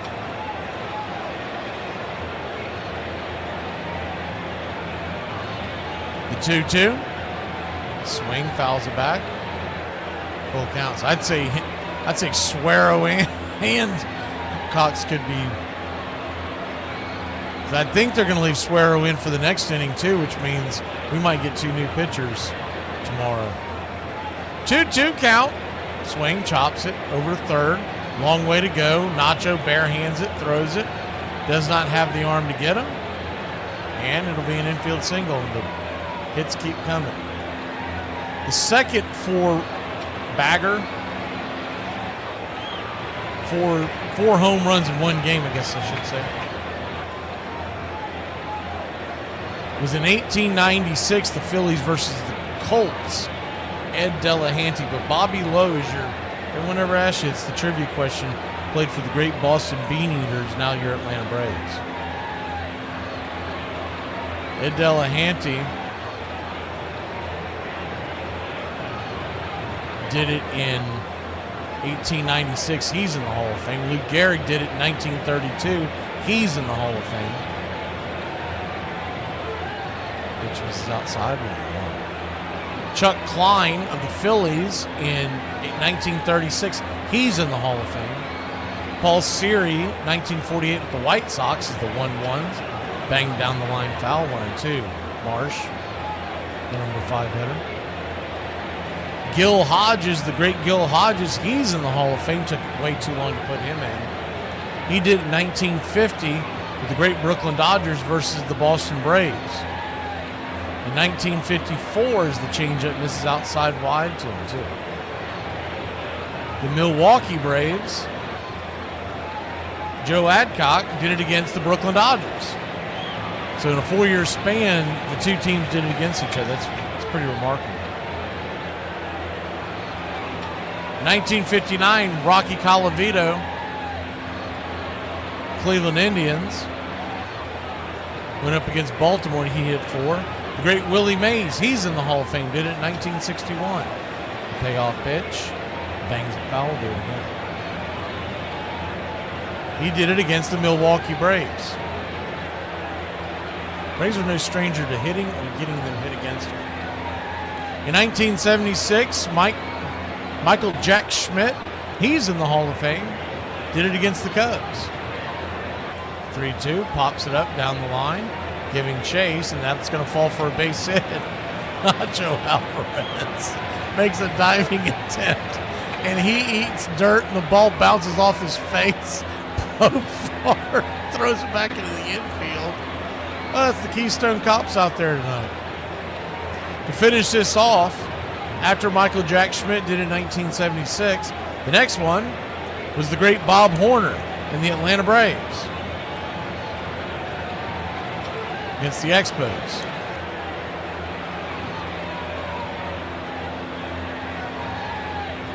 I don't know why, but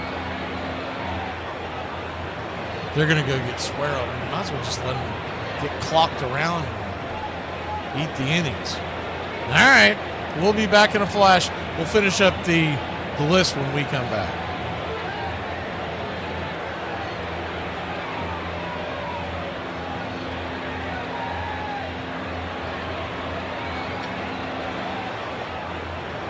Mac McGee And I, we're on the same team. The Country Club for Braves Country Radio. And we need more players. We need you to help us win the battle against hunger and poverty. You can sponsor Braves Country Radio. Teamwork is what The Country Club for Braves Country Radio. is all about. And that's why we need you. For just $15 a month, Don't get greedy. Ask for $2.99. you can sponsor a child just like Braves Country Radio. I've been able to really help, Braves Country Radio. and it feels so good. It's so easy. Just reach out now and start sending your love around the world. The Country Club for Braves Country Radio. You join our team, we really can bat 1,000. Mac McGee. Who's waiting for help? There's room on our team for you.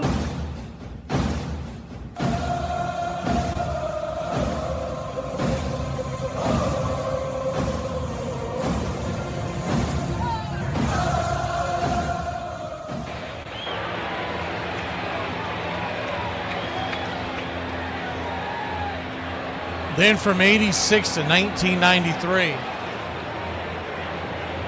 no 4 home run games, and then hard-hitting Mark Whitten, which is the baseball card I have in front of one of the ones that Uncle Charlie dropped off. I was going to talk about him anyways. I don't remember him with the Cleveland Indians, but he played with the Cleveland Indians. What is this, 1992 card? So the next year after this card, he hit 4 home runs. I do remember that. I didn't realize it had been as long as it was till we started. The last time this happened earlier this year, we don't want to list briefly. And then Mike Cameron, 19 years later, is the first pitch swinging by Bohm, is lifted into center field, caught by Harris, and that'll end the inning. 19 years later, Mike Cameron hit 4 home runs with Seattle, and then Sean Green that same year hit 4 home runs with the Dodgers. We'll be back in a flash. 8th inning we go, and we'll finish up the list when we return. 106 miles to Chicago. We've got a full tank of gas, half a pack of cigarettes. It's dark, and we're wearing sunglasses. Hit it. It's happy hour. When wins become losses And losses become wins. You guys going to happy hour? Yeah? Yeah, I'll come for a couple. Just a couple, though. Not like last time. When buying a beer, don't make this mistake. Buying only one beer can cause a misalignment in your spine due to the uneven weight distribution. This can cause unnecessary back pain and potential spine issues. To prevent this, Carry 2 beers, ensuring your body is balanced and proper health maintained. Okay. Get it! Afternoon, everybody. Put my pants on, one leg at a time. Guess what? I got a fever, and the only prescription is not... Ladies and gentlemen, we interrupt our program of dance music to bring you a special bulletin from the Intercontinental Radio News. You're in Braves country. Drink a beer. Salute.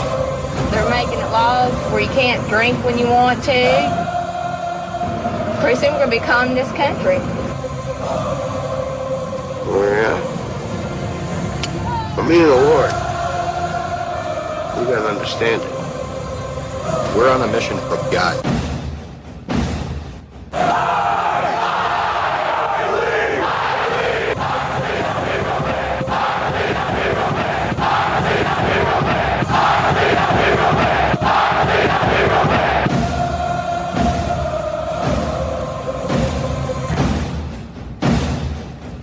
If you want to stop me, you're gonna have to kill me!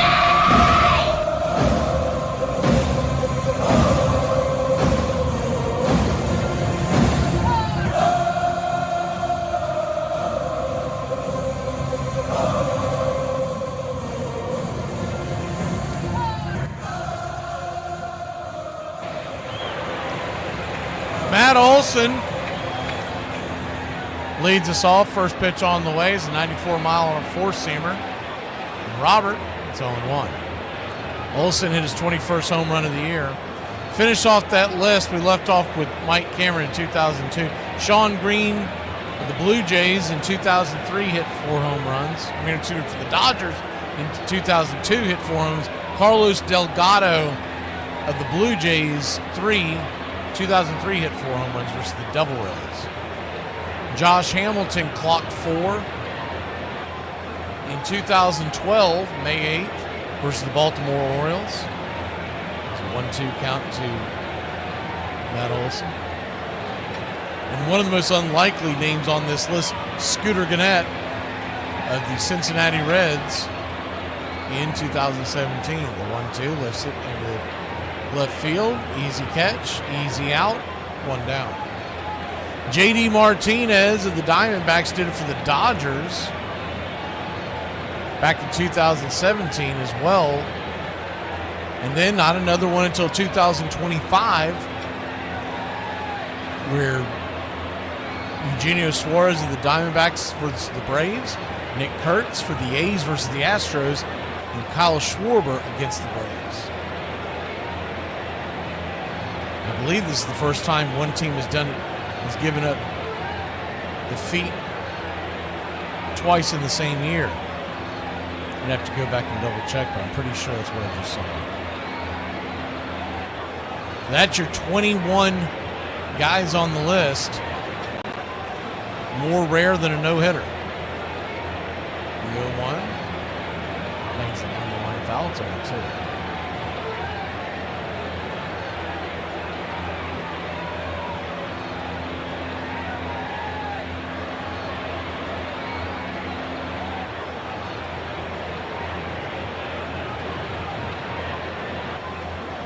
The 0-2.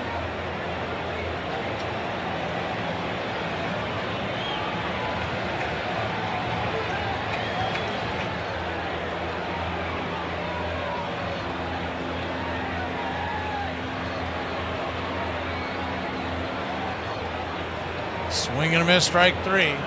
2 down. There have been 326 no-hitters. So even though we always think that's something special and whatnot, it's really not as rare as you would think it would be.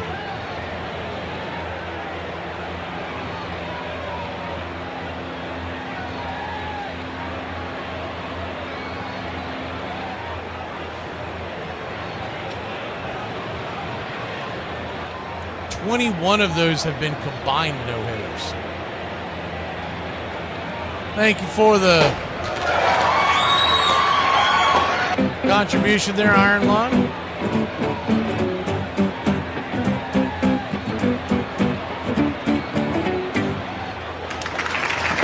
One foul back, it's 0-2.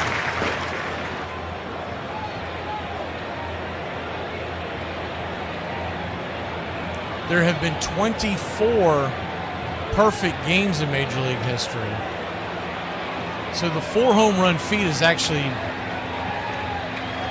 more rare, though I don't think nearly as difficult. Fouls the pitch away. You have so many things that have to go right for you to have a perfect game, whereas 4 home runs in a game, you do have to have the ball thrown over the plate to you, but it's really in your control. For you to throw a perfect game in Major League Baseball, you got to have the defense not screw up as well. The 0-2 count.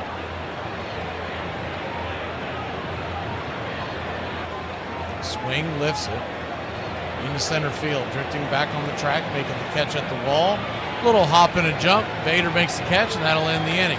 Braves go down in order. It's 18-4.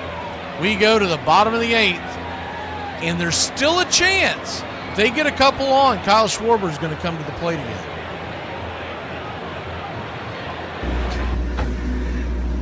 It is 2 o'clock in the morning. I think it's time you got your ass in the bed. That's where I'm so sorry. I wish I could do something, but I can't. I don't know what to do. Hey, Sugar, you need to get up and you need to pull yourself together. You got this, okay? Stop sulking. There's no denying that our top second baseman stands above the rest. Any way you look at it, Rogers Hornsby is the greatest hitting second baseman of all time. The guy was a beast. The guy hit for power. He ran. He could fill this position. He was unbelievable. Brash and blunt, Hornsby seemed to hold the opposition in disdain. Will you explain why you stand in the extreme corner of the box, Rog? Well, it gives me the advantage of stepping in and hitting the ball to any field. The career of the man they called Raja blossomed with the advent of the live ball era. He won 7 batting titles and did so with power never seen at his position. What was Hornsby's difference from all the second basemen who had gone before and those who would come after? It was the extraordinary total base power. Consider that he is the only second baseman ever to exceed 400 total bases, and he did so twice. Hornsby's combination of consistency and power won him 2 Triple Crowns, a feat matched only by Ted Williams. Hornsby for 5 consecutive years averaged over 400. It almost looks like a misprint in the record book. Hornsby is the best second baseman of all time, but the manner in which he roared through the 20s takes him to still another level. If you go back to 1920, you find that Rogers Hornsby led the National League in average, on-base percentage, and slugging every year for a 6-year stretch. Even Babe Ruth didn't dominate the league to that extent. I ain't gonna lie, whoever came up with a 30-minute lunch break, they need a 30-minute ass whooping.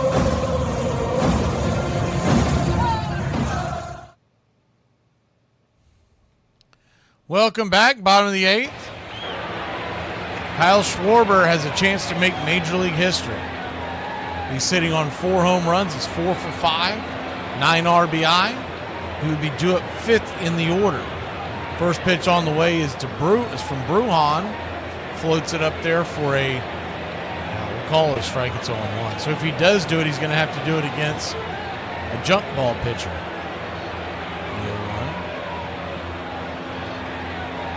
Down and in, 1-1 count.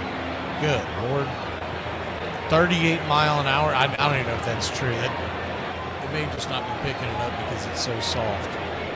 The 2-1. Down and in, 3-1. 3-1 count. 18-4 your score. Ball 4.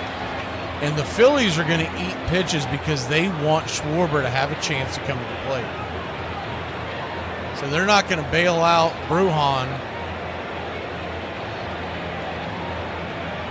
and just swing at stuff to get the game over with. They're going to want him to have a chance. I don't know if he'll be able to hit this nonsense that's coming out of his... Vital throws, I don't know what that was. 5 inches out of the zone, it's 0-1. The 0-1, down and away 1. Let me see if I can get this in so you can see how bad this is. I don't know if it's going to do it justice. The last time we tried this, it didn't really do it justice. 1-1. Outside wide, 2. I don't think it shows it floating as slow as it does. 2-1 count. Swing. Chops it up the middle. Bangs it off the glove of Brujan. Fires it over to first, and it's going to be an infield single. Brujan, if he leaves it alone, it's probably going to be a double play. But he knocked it off his glove.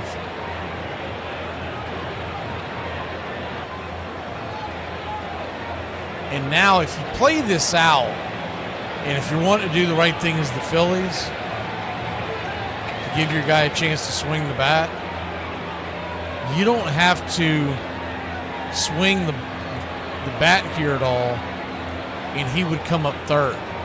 So even if you took 2 consecutive strikeouts, he would get a chance. That's what I would do. That's what I would tell my players to do. I would say don't even swing because a double play could get him out of it. The 1-0. 3 inches high now. You see how high that thing is? It's 1-1. I think if he's getting it over the plate, he's going to call it. 1-1 swing, lifts it into center. Making the catch is Harris for out number 1. The runner from second will make it down to third. You can still get a double play. That's what I'm saying. If I'm Sosa, if I'm the manager, I'm telling Sosa, don't swing the bat, man. We want to see him have a chance. You don't want to be the villain that swung the bat, that gave him a chance, that took history off the plate. I think he's going to have a hard time hitting out that 38-mile-an-hour flutter ball. Well, never mind. He gets down for a base hit, and he will come to the plate. So, by the way, the Braves have made defensive changes. They put Nick Allen at short. Fraley is in right, Eli is in left. They had to put Nick Allen at short at the DH position in the batting order because Brujan's pitching.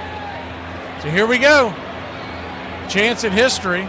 First pitch on the way, high and out of the zone.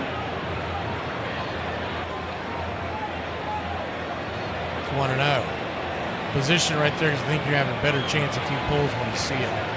1-0. Swing underneath it. Pops it up. High in the sky. Who wants it? Eli White will make the catch. 2 down. He got a pitch over the plate. Can't say they didn't throw it to him. But that's a difficult. He gets a standing ovation. And you won't see us do it much often in Braves country. But you got to give that man a standing ovation. 4 home runs. Tied Major League history. Swing, the first pitch from Wilson's popped up. High in the sky. Catch is made by Eli, and that'll end the inning. Well, he can still get another at bat if the Braves just go out there and put, 15 on the board. We go to extra innings. We'll be back in a flash here on Braves Country. Wrong, wrong, wrong, wrong. Wrong, wrong, wrong, wrong. You're wrong. You're wrong. I will just show you to your cubicle. I can't. I bet it's a big one. The temp agency said that you are fluent with QuickBooks Pro, correct? Oh, right. Yeah, we should cover that. You see, my resume might not actually be accurate, right? So I have no idea what you're talking about. Don't know what QuickBooks are. You don't have any accounting experience? No. Come on. But you don't have to be an accountant to know that this girl is a 10. Yo, what up? You come here often? To my job? Ooh, she's gonna mouth on her also. Shut it. Is this the new temp who's supposed to help me with the spreadsheets? I want to talk about spreading the sheets. We can go back to my place and I will rock your... You're fired! That makes sense. So I just go out the same way I came in? We're down to 1 strike here. Gurriel, the last hope for the Houston Astros. Here's the 0-2 pitch. Swung on, bounced over to Dansby. Dansby fires it over to first. And here comes the dog pile! Fire the cannons in the battery! Do the job, baby! All throughout Braves country, pump that top! Your Atlanta Braves have won it all!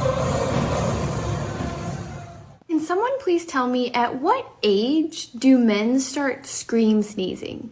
1868. Somehow or other, they don't play ball nowadays as they used to some 8 or 10 years ago. I don't mean to say that they don't play it as well, but I mean that they don't play with the same kind of feelings or for the same objects they used to. It appears to me that ball matches have come to be controlled by different parties and for different purposes than those that prevailed in 1858 or 1859.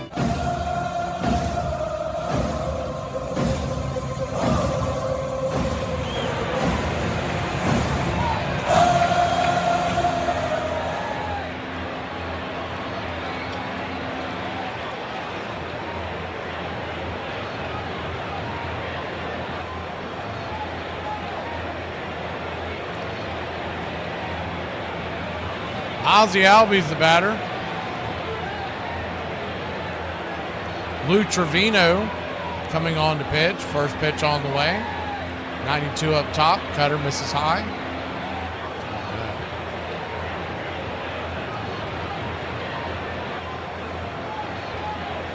1-0. Swing, fouls it away.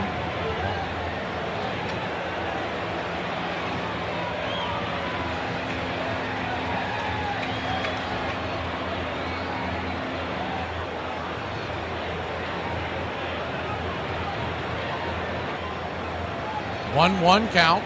Swing, lifts it. High into right field.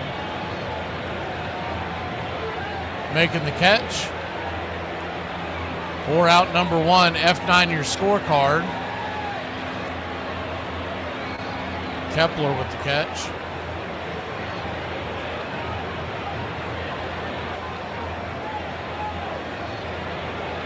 Michael Harris II will come to the plate. He's 1 for 3. 4 runs, 6 hits for the Braves, 19, 20, and 0 for the Phillies. First pitch is inside for a ball. It's 1-0. Swing, slices away, 1-1. For you football fans, tomorrow, 9 a.m. Eastern, we're doing the college football show. We're going to give you our 6-pack of picks. College football playoff predictions. Do the 6-pack of picks against the spread every Friday for college football here at 9 a.m. for the NFL Thursday at 9 a.m. Armchair Quarterback Radio. 1-1. This is up top, 2-1. And Braves and Phillies are back at it tomorrow. Hopefully, much more competitive game. Bryce Elder's on the bump. The 2-1 slices away, 2-2. Do have some things to look forward to this weekend, though, as Braves fans. Chris Sale comes back on Saturday, and Hurston Waldrop will be on Sunday Night Baseball. We'll have the calls. Saturday is a chat day, chat night. Previous obligation that is going to interfere with me being able to do the game, but we are going to put the chat up for you so you're not. So everybody can hang out and still chat away during the game. I'm sure I'll be in the chat. I just can't do the game. It'll be too loud here at the house. The 2-2 count. Swing and a miss, strike 3. Change up off the plate. 2 down. 2 down, and that'll bring Nick Allen to the plate.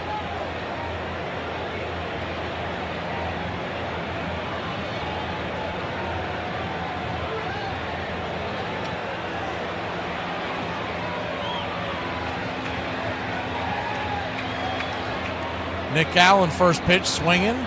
Rifles it, fouled out of play. It's 0-1.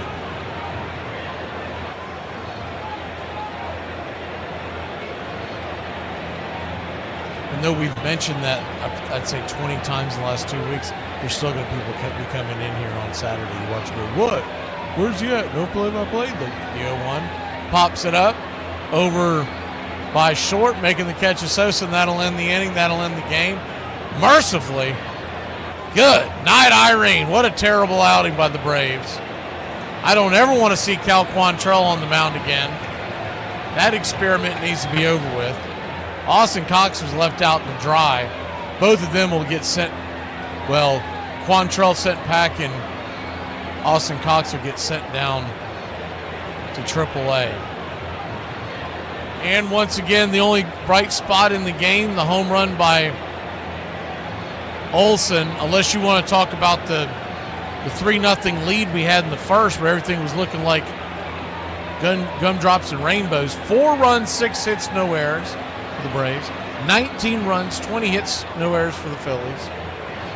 And Kyle Schwarber becomes the 21st player in Major League history and the second to do it this year against the Braves. 4 home runs in 1 baseball game. We'll see you tomorrow night. Hopefully better times are coming. Bryce Elder versus Ranger Suarez. Buckle up, boys and girls. We'll see you tomorrow night. Football fans, we'll see you tomorrow morning.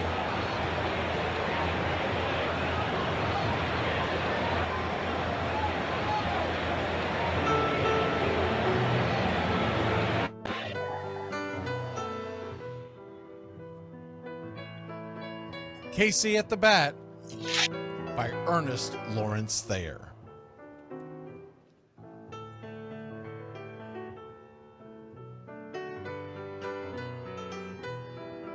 The outlook wasn't brilliant for the Mudville Nine that day. The score stood 4-2, but with 1 inning more to play.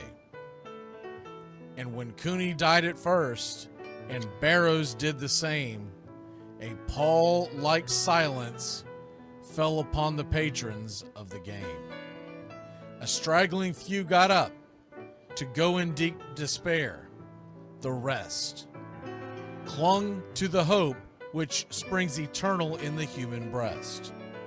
They thought, if only Casey could but get a whack at that, we'd put up even money now with Casey at the bat.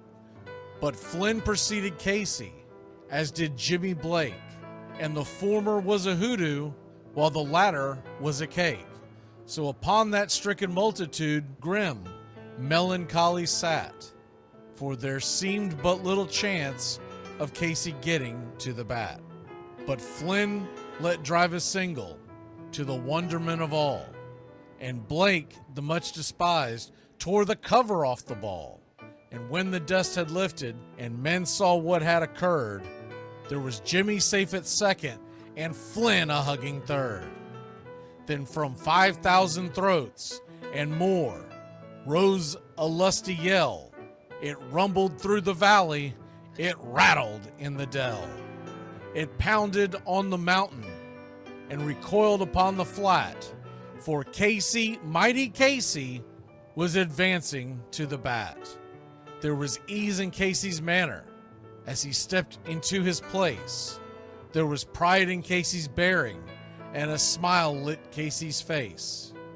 And when responding to the cheers, he lightly doffed his hat. No stranger in the crowd could doubt 'twas Casey at the bat. 10,000 eyes were on him as he rubbed his hands with dirt. 5,000 tongues applauded when he wiped them on his shirt. Then while the writhing pitcher ground the ball into his hip, defiance flashed in Casey's eye, a sneer cooled Casey's lip. And now the leather-covered sphere came hurtling through the air, and Casey stood a-watching it in a haughty grandeur there. Closed by the sturdy batsman, the ball unheeded sped. That ain't my style, said Casey. Strike one, the umpire said. From the benches black with people, there went up a muffled roar, like the beating of a storm waves on a stern and distant shore. Kill him! Kill the umpire! Shouted someone on the stand, and it's likely they'd have killed him had not Casey raised his hand. With the smile of Christian charity, great Casey's visage shone. He stilled the rising tumult. He bade the game go on. He signaled to the pitcher, and once more the dun sphere flew. But Casey ignored it, and the umpire said, "Strike two!" "Fraud!" cried the maddened thousands, and echoed answered, "Fraud!" But one scornful look from Casey, and the audience was awed. They saw his face grow stern and cold. They saw his muscles strain. and they knew that Casey wouldn't let that ball go by again. The sneer is from Casey's lip. His teeth are clenched in hate. He pounds with cruel violence, his bat upon the plate. And now the pitcher holds the ball, and now he lets it go. And now the air is shattered by the force of Casey's blow.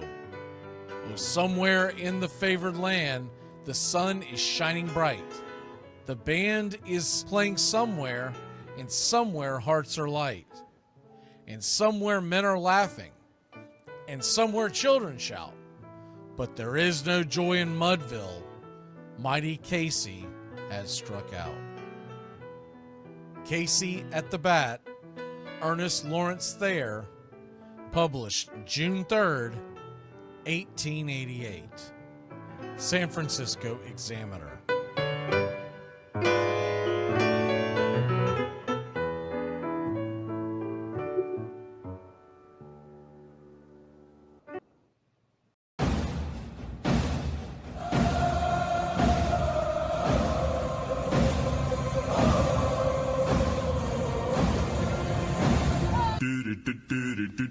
Goodbye, sweetheart. Well, it's time to go. We're back tomorrow with another show. Well, unless we're fired, we'll talk to you then. Goodbye, sweetheart. Goodbye. Goodbye. Guys and gals, it's time to go. We'll see you on the next show. Same bat time, same bat channel. It's closing time, y'all. You don't have to go home, but you can't stay here. Have a great one. On your way out, please like and subscribe. And don't forget to tip your favorite bartender. We'll see you. I'm Mac McGee, signing off for Braves Country Radio.